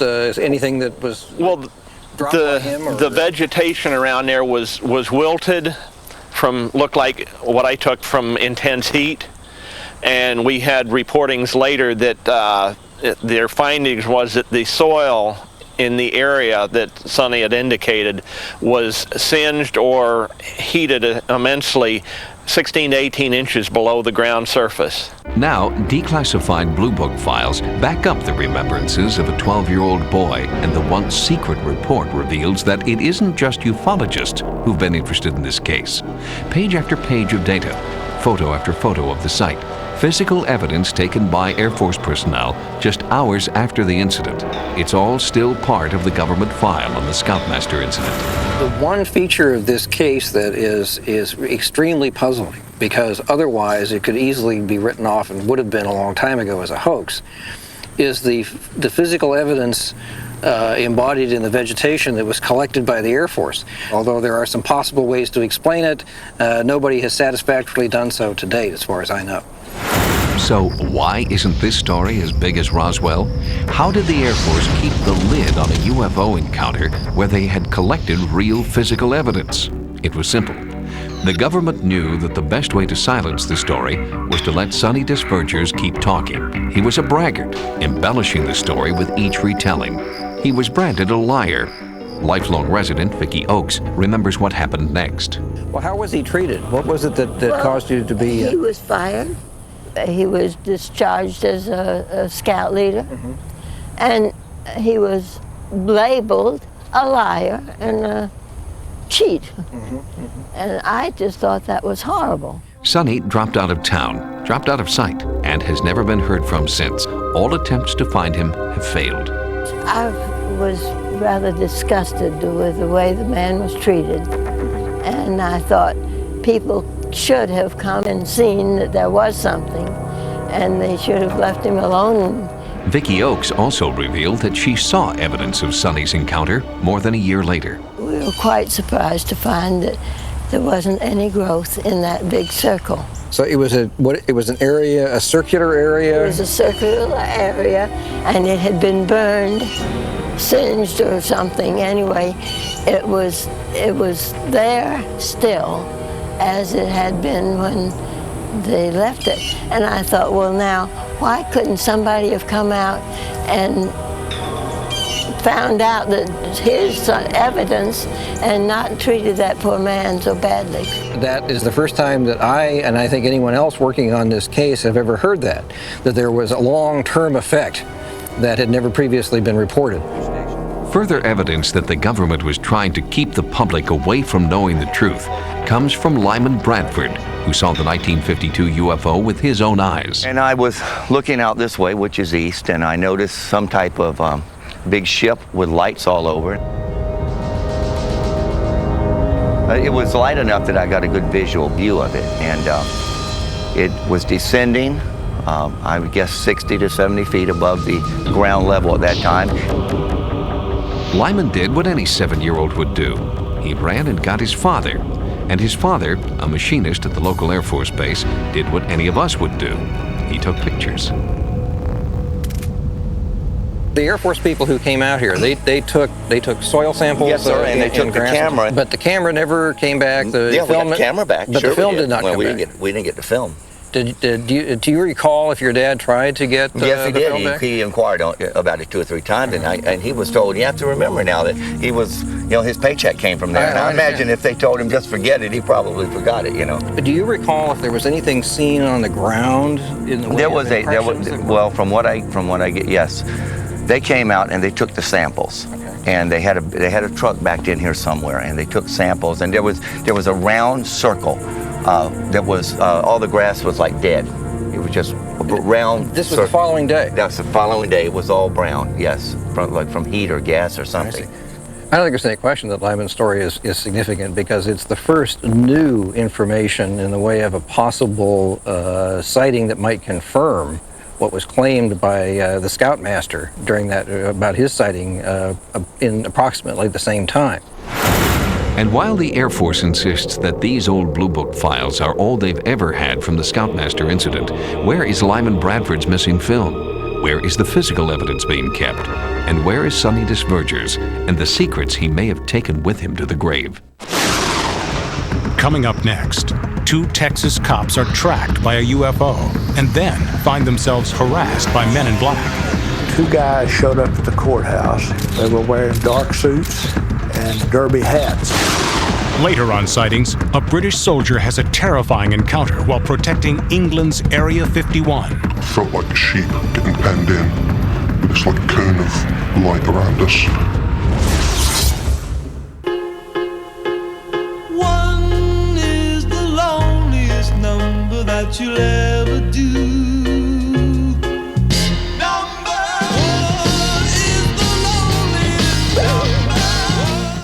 Hey, Ted, that's not your wife's pine saw. So it's Mr. Clean. So what? It takes more than pine smell to match the real pine power of pine saw. How much more, 2? More. More? And everyone knows pine saw still disinfects. I'll take pine saw. Oh, smart move, Ted. Well. Why is America on America Online? Email. Travel arrangements. You can check out the news that I want. We can shop. I get the sports without waiting for the TV news. Instant messages. You name it. Online, I've got it. America Online. Easy to use. Friendly menus. Click, you're online. And we're working night and day to more than triple capacity and make it even easier. I can check my stocks all day long. Manage my money. It puts the whole internet right at my fingertips. It's so easy, my dad can use it. America Online. So easy to use. No wonder it's #1. Boy, that snack looks awfully sweet, but is that a wholesome treat? When you shoulda, coulda, woulda had a boost. Wow, that caffeine's quite an upper, but you'll never last till supper. When you shoulda, coulda, woulda had a boost. Boost, the delicious snack with 25 vitamins and minerals, and carbs and protein for energy that lasts. Why pick a snack that drains you when a boost sustains you? Boost, now in chocolate raspberry and strawberry banana. I'm getting the band back together. Elwood, Mac, Cab, and Buster. The suits are all neat and everything, Elwood, but do I really have to wear the hat? Fate brought them together. Yes! Why, get it, Elwood! This is my calling! But the blues I have a family. made them brothers. Turn on the light! Dan Aykroyd, John Goodman, Blues Brothers 2000. Elwood! Rated PG-13. Starts Friday, February 6th at theaters everywhere. Ain't no fooling around with this. Ain't no fooling around with that. I've been cooking for a long, long time, and this is where it's at. a side dish this creamy, make the change to Velveeta shells and cheese. There's gonna be a change on the table. And introducing Velveeta Creamy Herb and Garlic, a blend of garlic and herbs in a creamy new side dish.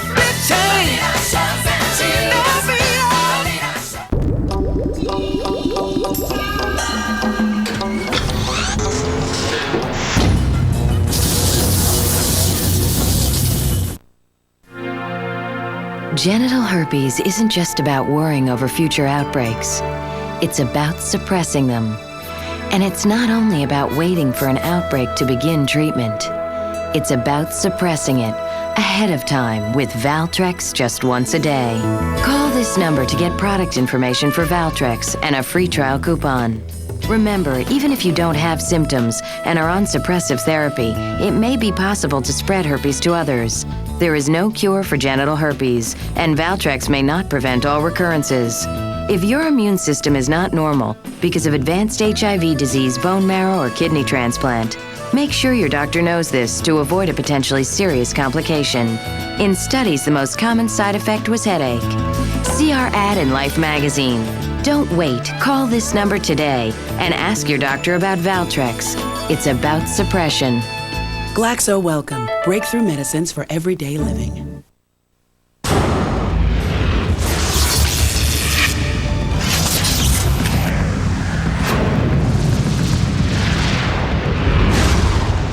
Throughout the 1950s and 60s, the U.S. government was extremely effective in silencing members of the military and law enforcement establishment who were claiming that they had had encounters with UFOs. We know this now only because those same people, now in their 70s and 80s, are finally coming forward because they no longer feel they have anything to lose.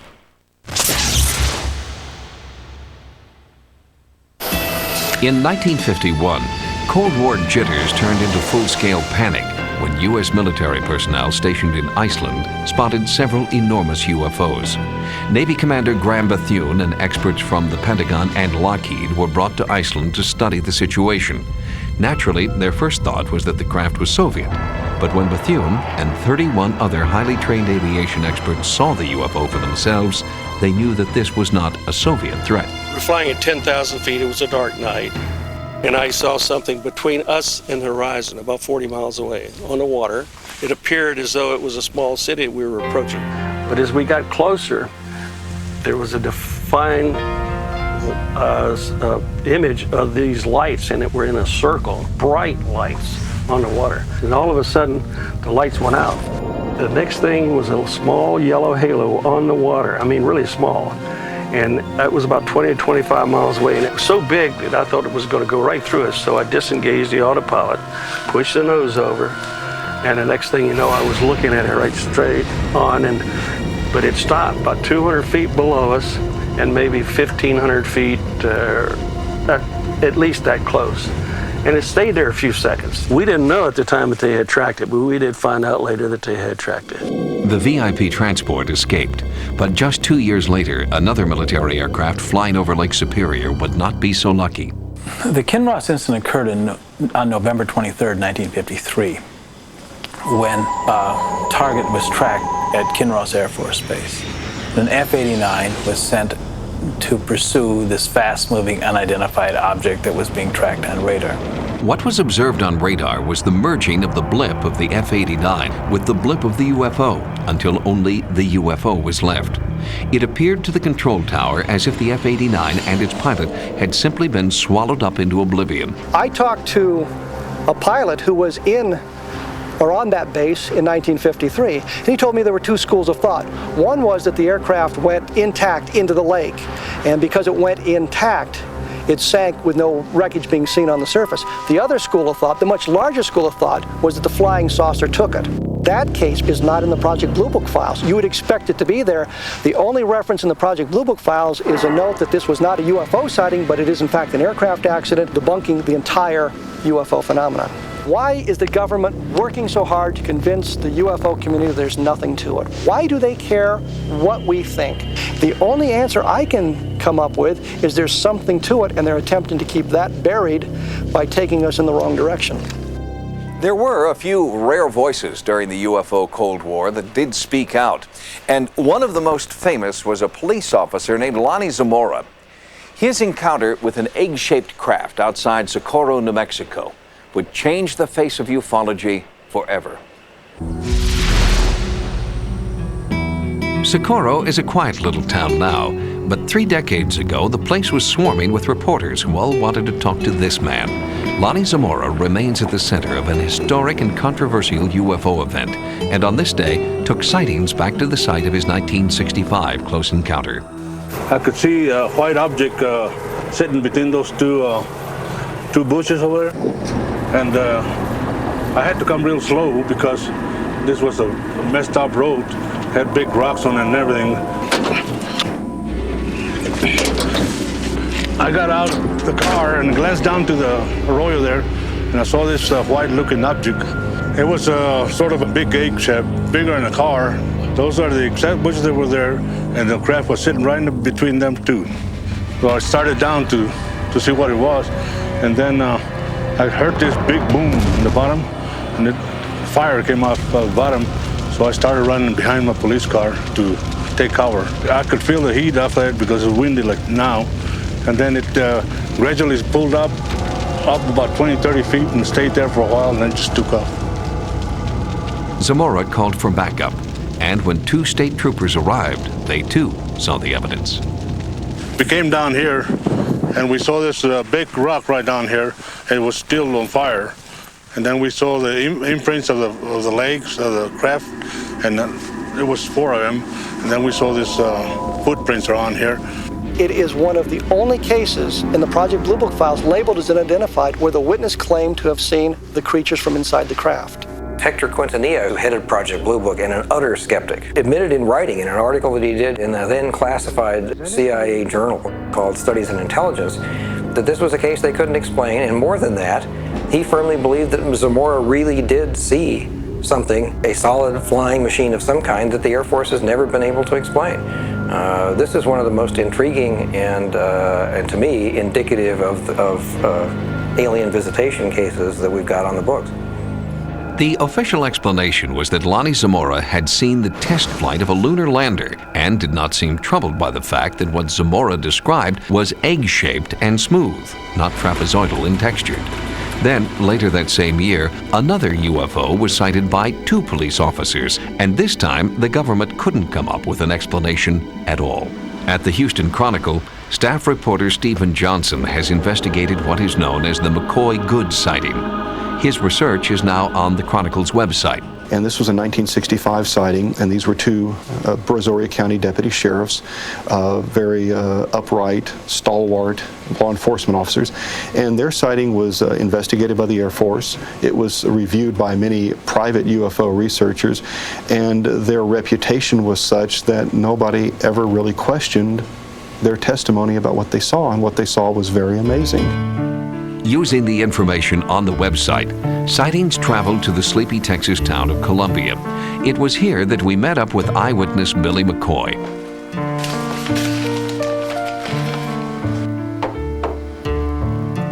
McCoy has long since retired from the sheriff's department, but there are still vivid memories of a terrifying night shift he worked with partner Bob Good. It was a night that began with an alligator bite.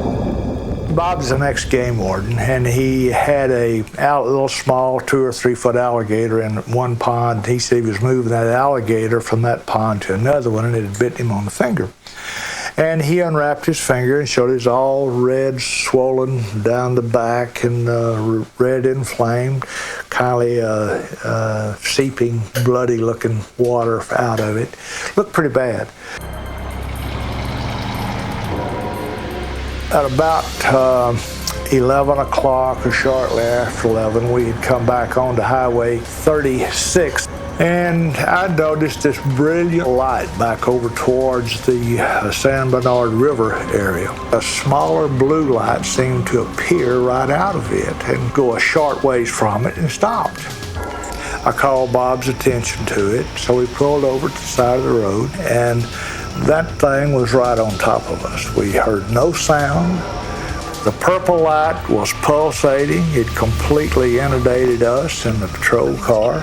But I yelled, he yelled. It shot directly back, made an abrupt 90-degree turn, and went straight up and disappeared. And this is where that alligator bite becomes significant to the story. Mr. Good had the wounded hand out the car window during the time of the sighting, when this very warm, oddly colored light shone on them from the object above. Mr. Good's claim is that later in the evening, his finger seemed to be healed. And I made the statement, Bob, the good thing that happened about all this is it made you forget about your finger hurting. And he said, you know, that thing's not even sore. And he unwrapped his finger. The swelling was gone. He threw the bandage away. And the next day, it was just almost like nothing had happened to his finger. Another fascinating component of this close encounter came 2 days later when Deputy Good was approached by two mysterious men. This was one of the first documented cases of what we now refer to as the Men in Black. Two guys showed up at the courthouse and asked to speak with the deputies who had had this sighting. They were wearing dark suits and derby hats. Bob says almost immediately these guys started telling him what had happened to us. They told him that if we had stopped and had not run from that craft, it would have landed. We would have been greeted by people much like we are. We would have been invited aboard and taken for a ride and brought back unharmed. We got to wondering about these guys, and nobody had sent anyone down that we could find to interview us about it. The Men in Black seemed to show up and visit people who had actually seen a UFO, and the government admits this has happened. So I'm just assuming that what happened to us is what happened to other people. Air Force personnel from Project Blue Book investigated the sighting. The Air Force determined there was no ground fog. The moon was almost full. They could find nothing to cause our story not to be true. Billy McCoy remembers that he took a lot of heat from the other deputies for not confronting the UFO.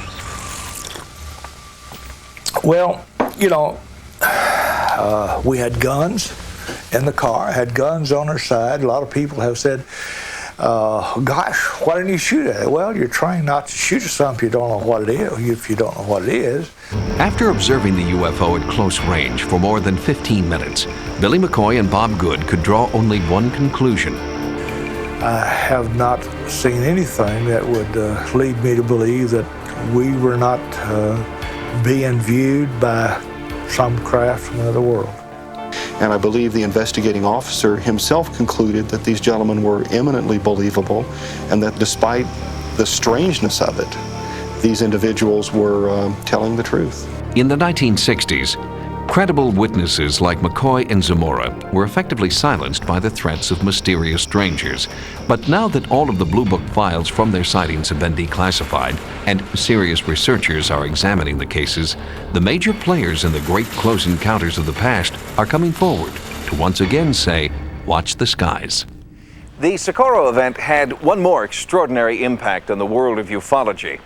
Until Socorro, Dr. J. Allen Hynek, the man who had coined the term close encounters, had worked on UFO investigations for the government as part of the prestigious Robertson panel.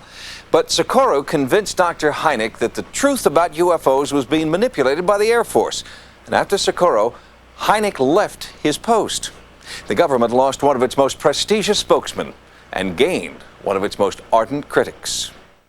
Coming up next, a terrifying UFO encounter outside England's Area 51. As the soldiers sort of woke up from this nightmare experience, they found themselves 600 meters off course over in this direction. And later, the evidence is mounting.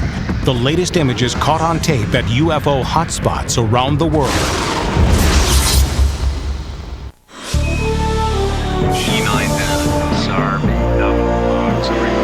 Relief can't come fast enough when you have diarrhea. We have a problem. We have a delay. We're gonna miss our window. Our guy needs Imodium AD. You need something faster. Faster?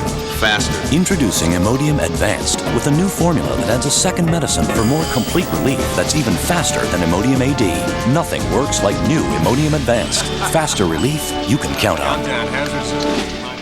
They're loud, they're tyrannical, and they drop in unannounced.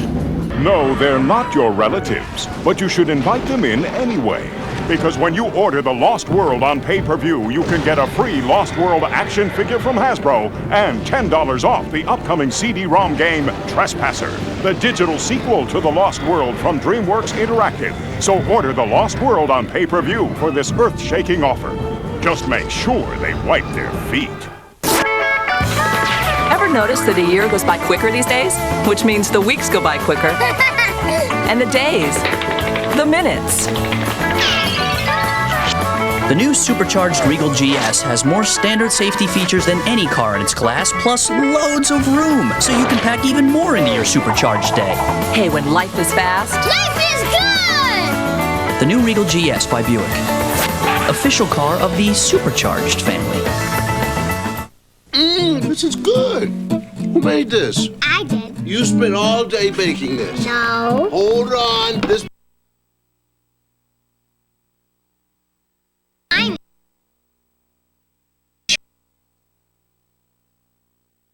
This cookie crumb.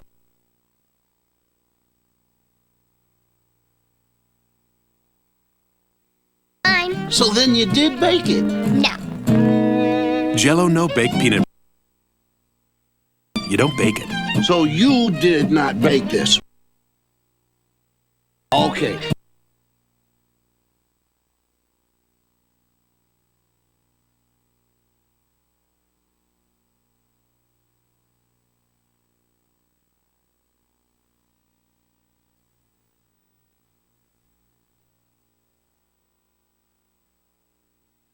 Is fast. Life is good! The new Regal GS by Buick.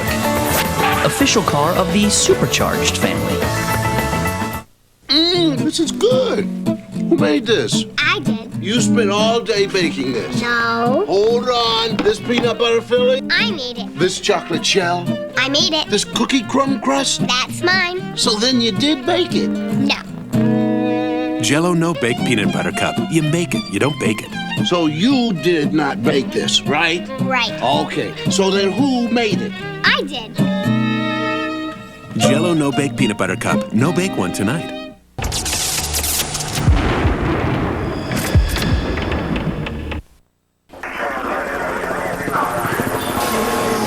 When rollerblade demands hypersonic speed,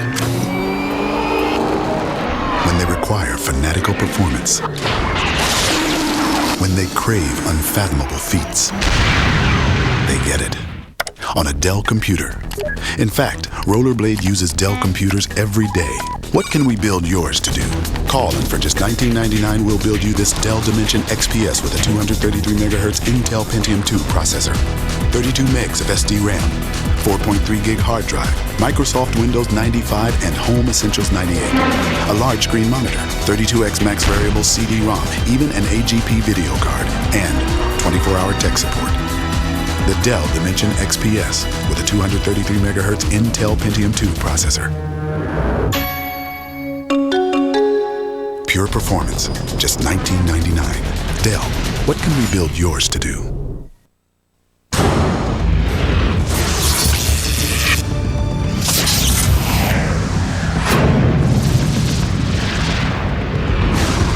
It's only been in the last 40 years that ufologists have begun to organize and mobilize. The strides that have been made are impressive, and with organization comes respect. Now that ufology is seen as less of a fringe science, it's attracting more and more defectors from the stranglehold of government secrecy.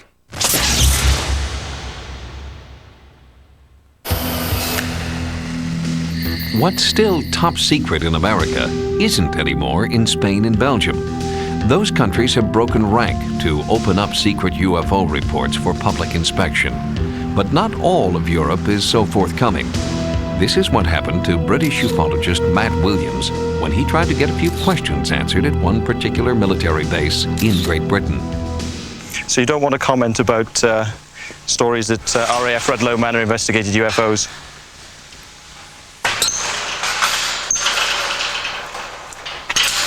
That's a no then, I take it. When I've been to Rudloe Manor, we've been stopped sometimes. The MOD police are not happy about people being there. They have a policy of playing down the fact that the base is A, operational, and B, has an underground facility. From the outside, Rudloe Manor is an innocent-looking collection of buildings in the middle of the quiet English countryside. It's an underground facility for the most part, and it's involved with signals, communications, investigations, and RAF police, who have in the past investigated the subject of UFOs. It's very secret. Royal Air Force Rudloe Manor was indeed the coordination point for official UFO investigations from 1977 until 1992, and this was confirmed to me by no less than the officer commanding Royal Air Force Rudloe Manor, despite denials for decades.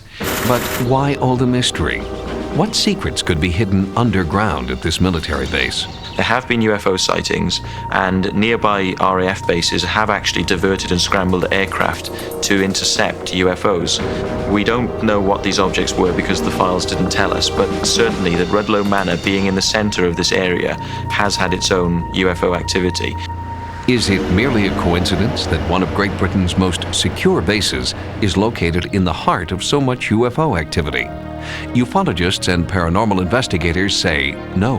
The area where Rudloe Manor is based is actually on a ley line, and there are some unusual things connected with the area where Rudloe Manor is. It's got a tunnel which goes to Boscombe Down, apparently, which is an 80-mile tunnel cross country, and that tunnel comes out near Stonehenge.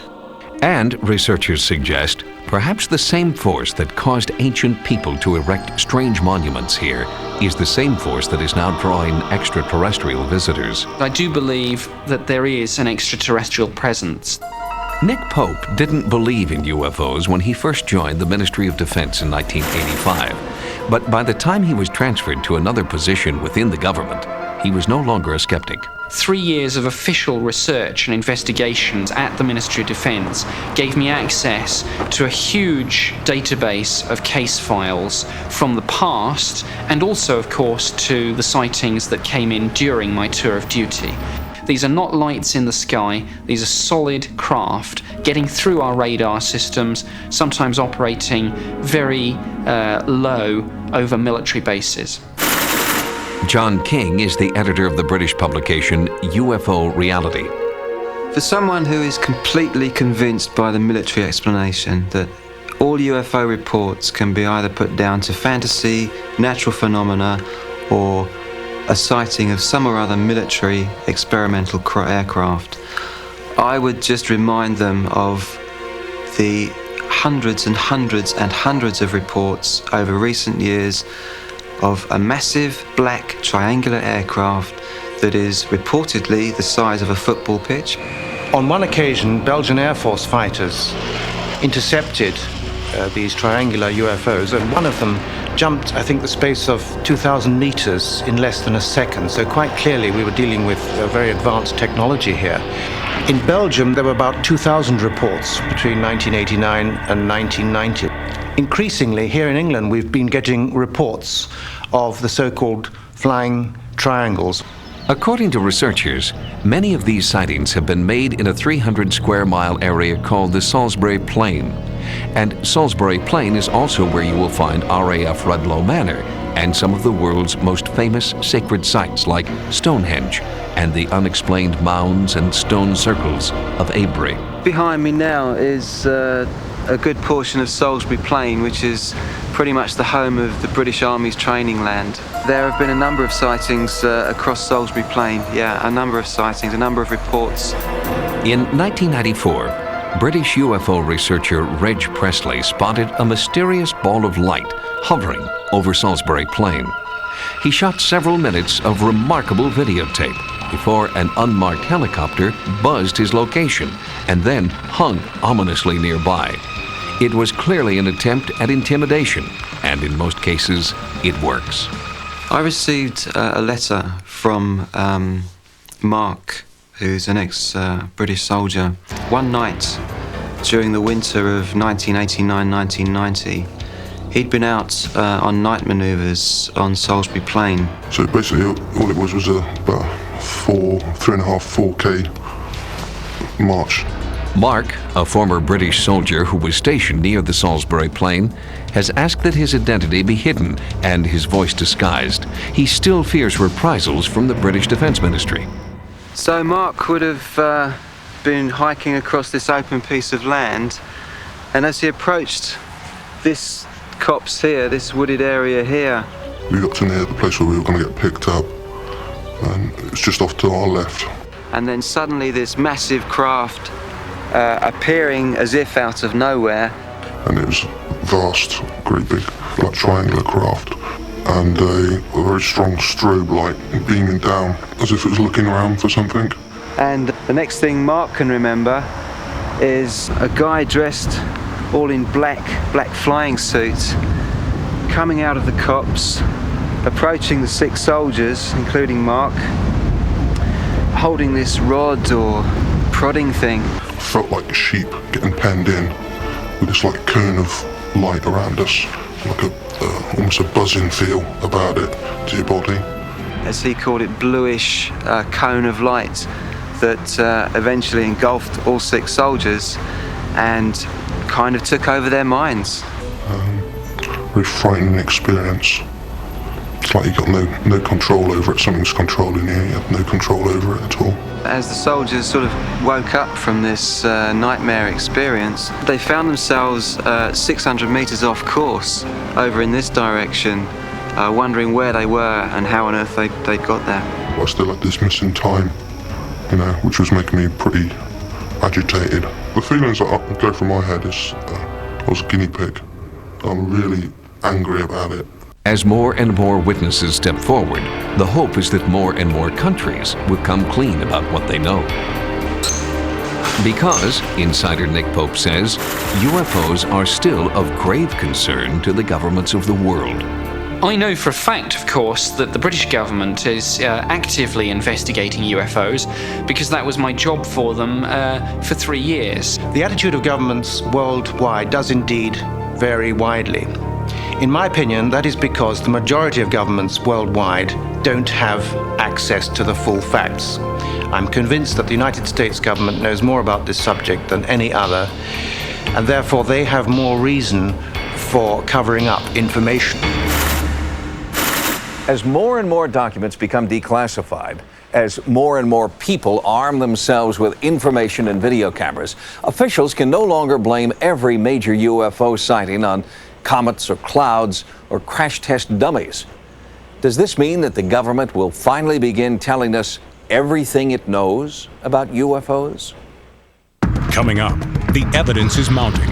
Phoenix, Oklahoma, and extraordinary new images from the longest ongoing UFO flap of this decade.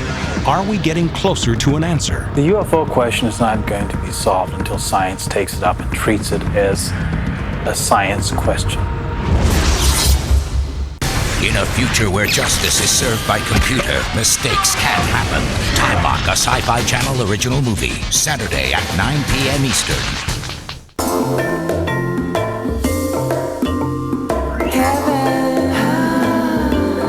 I'm in heaven. Do do do do do do do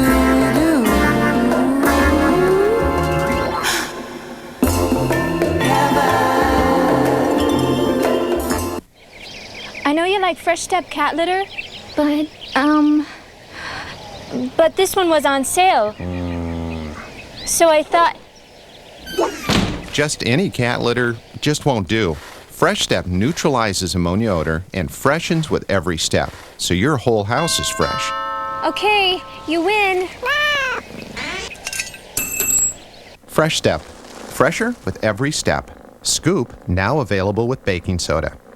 Men, is gray hair sneaking up on you, right under your nose, making you look too old? Whoa, it is sneaking up on me. Up here, too. You need Just for Men gel, made for the hard-to-color gray of mustaches and sideburns. Simply brush in this no-drip gel, and in 5 minutes, rinse. Gray's gone. Your mustache and sideburns blend perfectly with your natural hair color. That gray won't sneak up on me again. Just for Men gel, the sure thing for a natural look. Tonight, Mr. Reach conquers the evil Black Man. With new Reach tooth and gum care. Get the only brush with feather-tipped bristles proven to clean gum line plaque best. And don't just brush, reach. Motrin, the most prescribed pain reliever in history. Over the counter, its prescription-proven power proves effective on tough pain. And now a powerful decongestant is added to relieve even your worst sinus pain and pressure. Motrin Sinus. Peekaboo Street for chapstick. I train a lot. Torture! Especially for my lips. Chapstick Lip Moisturizer with vitamin E, a formula that protects to help heal chapped lips. I'm not the lipstick type, I'm the chapstick type. Lip Moisturizer from Chapstick. Ready for the Edge pizza? Just take a deep breath and choose between 4 varieties of the new pulchritudinous pizza that take toppings to the edge. Then plunk down $8.99, close your eyes, and yell Geronimo. And when you're done, you'll be a man, my son. Have you been to the Edge? Attention all passengers en route to Rigel 7. Please board shuttle through gate number 6. There's nowhere else to go. We can't stay here. Everybody, secure! We're gonna hit! We have crashed onto this planet. Your plans have changed. It is about survival. There's a lot we don't know about this place. From January 1998, Steven Spielberg's Amblin Entertainment Inc. and Universal Television. Why did I bring all these people here? Take you to a place called Earth 2. Premieres tonight at 9 p.m. Eastern, only on the Sci-Fi Channel.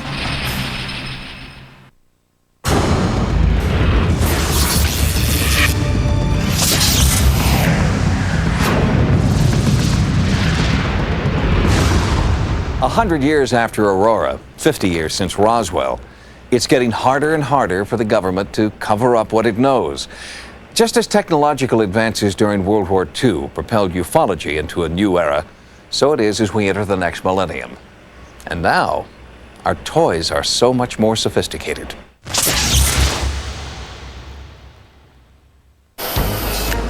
Len Lamphere and Jared Bostic are professional storm chasers. They have recorded just about every atmospheric phenomenon known to man, but their training could not prepare them for what happened during one storm in Oklahoma. On May 25th, 1997, Jared Bostic and myself were chasing a storm that had just ripped through Duncan, Oklahoma. I have a small digital camera that I set up and was filming this thing. So we're filming a wall cloud and a forming tornado to the right in front of the wall cloud. When they played back the videotape, they realized that they'd captured the image of a UFO. What we saw in the video was basically an object come by moving really, really fast. We've had people give estimates anywhere from Mach 10 to 20,000 miles an hour based on certain assumptions about the film and the angle of the lens and all kinds of weird extraneous things. I've been told by another professor that the object may have been self-luminous. The Lamphere-Bostic sighting illustrates just how far analysis has come since the airship sightings of 100 years ago. Went over to the National Severe Storms Labs based here in Norman, Oklahoma, and had the director, the sub-directors for both the SPC and NSSL, along with a group of scientists, look at this tape all at the same time. They had no idea what it was. They did definitely say that it was not a storm-related event. The videotape has been analyzed by NASA researcher Otha Vaughn. If you look at the Lamphere tape, what you see is an object which is moving across the field pretty fast. The question is, what is the object, how big it is, how fast it's traveling. Vaughn routinely analyzes videotaped images sent back from the space shuttle. Most recently, he has been studying two atmospheric anomalies known as sprites and jets. Amazing videotape may be all in a day's work for Vaughn, but the Lamphere-Bostic video has him stymied. You can see right in front of my finger here where it's going along. This is a slow motion video of the movement of the object. It's moved from the lower upper right. It'll move across the cloud here and go out of sight over here toward the edge here. I don't believe this is a ball of lightning, because one thing, I see no lightning effects in the cloud whatsoever on this time frame of the storm. And from the standpoint of the tape, I do not know what the object is. It could have possibly been a meteorite, but after renting an airplane as well as a helicopter and overflying the supposed impact area, there's nothing. There's absolutely nothing there. The object is not ball lightning. It's not a flying cow. We researched it. It's not a flying cow. It's not debris in front of the lens. It's not debris associated with the storm. It's not a baseball being thrown 3 miles. I have no idea what this thing is. I've never seen anything like this before in my life, period, of it, not just as a storm chaser, but I've never seen anything like it before, ever. Further analysis of the Lamphir-Bostic UFO is ongoing and may be observed on Land Lamphir's website at www.windchaser.com. But ironically, ruling out the possibilities of what the object isn't only increases the mystery about what it is. And nowhere is this more true than in Mexico City, where thousands of people have been citing the unexplainable for years. Investigative reporter Jaime Muson has been investigating the Mexico City sightings since they began in 1991. It may sound difficult to believe that in a city of 20 million people, that practically every afternoon you can see a UFO. During the last few years, hundreds of thousands of people have witnessed the appearance of unidentified flying objects. With already so many sightings and so many videos, we are now trying to pursue more physical evidence, but the going is slow. The most dramatic new UFO images to have emerged from Mexico City were shot on tape in August of 1997. These startling images are currently the focus of heated debate on serious UFO websites across the internet. Unfortunately, the Mexican UFO research program is only just beginning. And so, despite multiple videotapes of the UFOs and a thorough examination of those tapes by experts, the Mexico City sightings remain a mystery. In this country, UFO groups are at a distinct advantage. The latest UFO event in Phoenix, Arizona, illustrates just how far we've come. On the night of March 13th, 1997, strange lights appeared over Phoenix, Arizona. Immediately, the phones at the National UFO Reporting Center were jammed with sightings reports, and everyone with a video camera, it seems, was out there taping. This was one UFO that would not get away. I got done watching TV and I noticed a light over on the mountains, further to the east than I've ever seen it before. I had my camera on a table. I was doing some work on it, and I decided to go out there and try to photograph it to see what it would look like on tape. While I was photographing the light, all of a sudden to the right, an entire display of lights came on in a sequence. I filmed the pattern for approximately about 3.5 minutes until all the lights had gone out. There were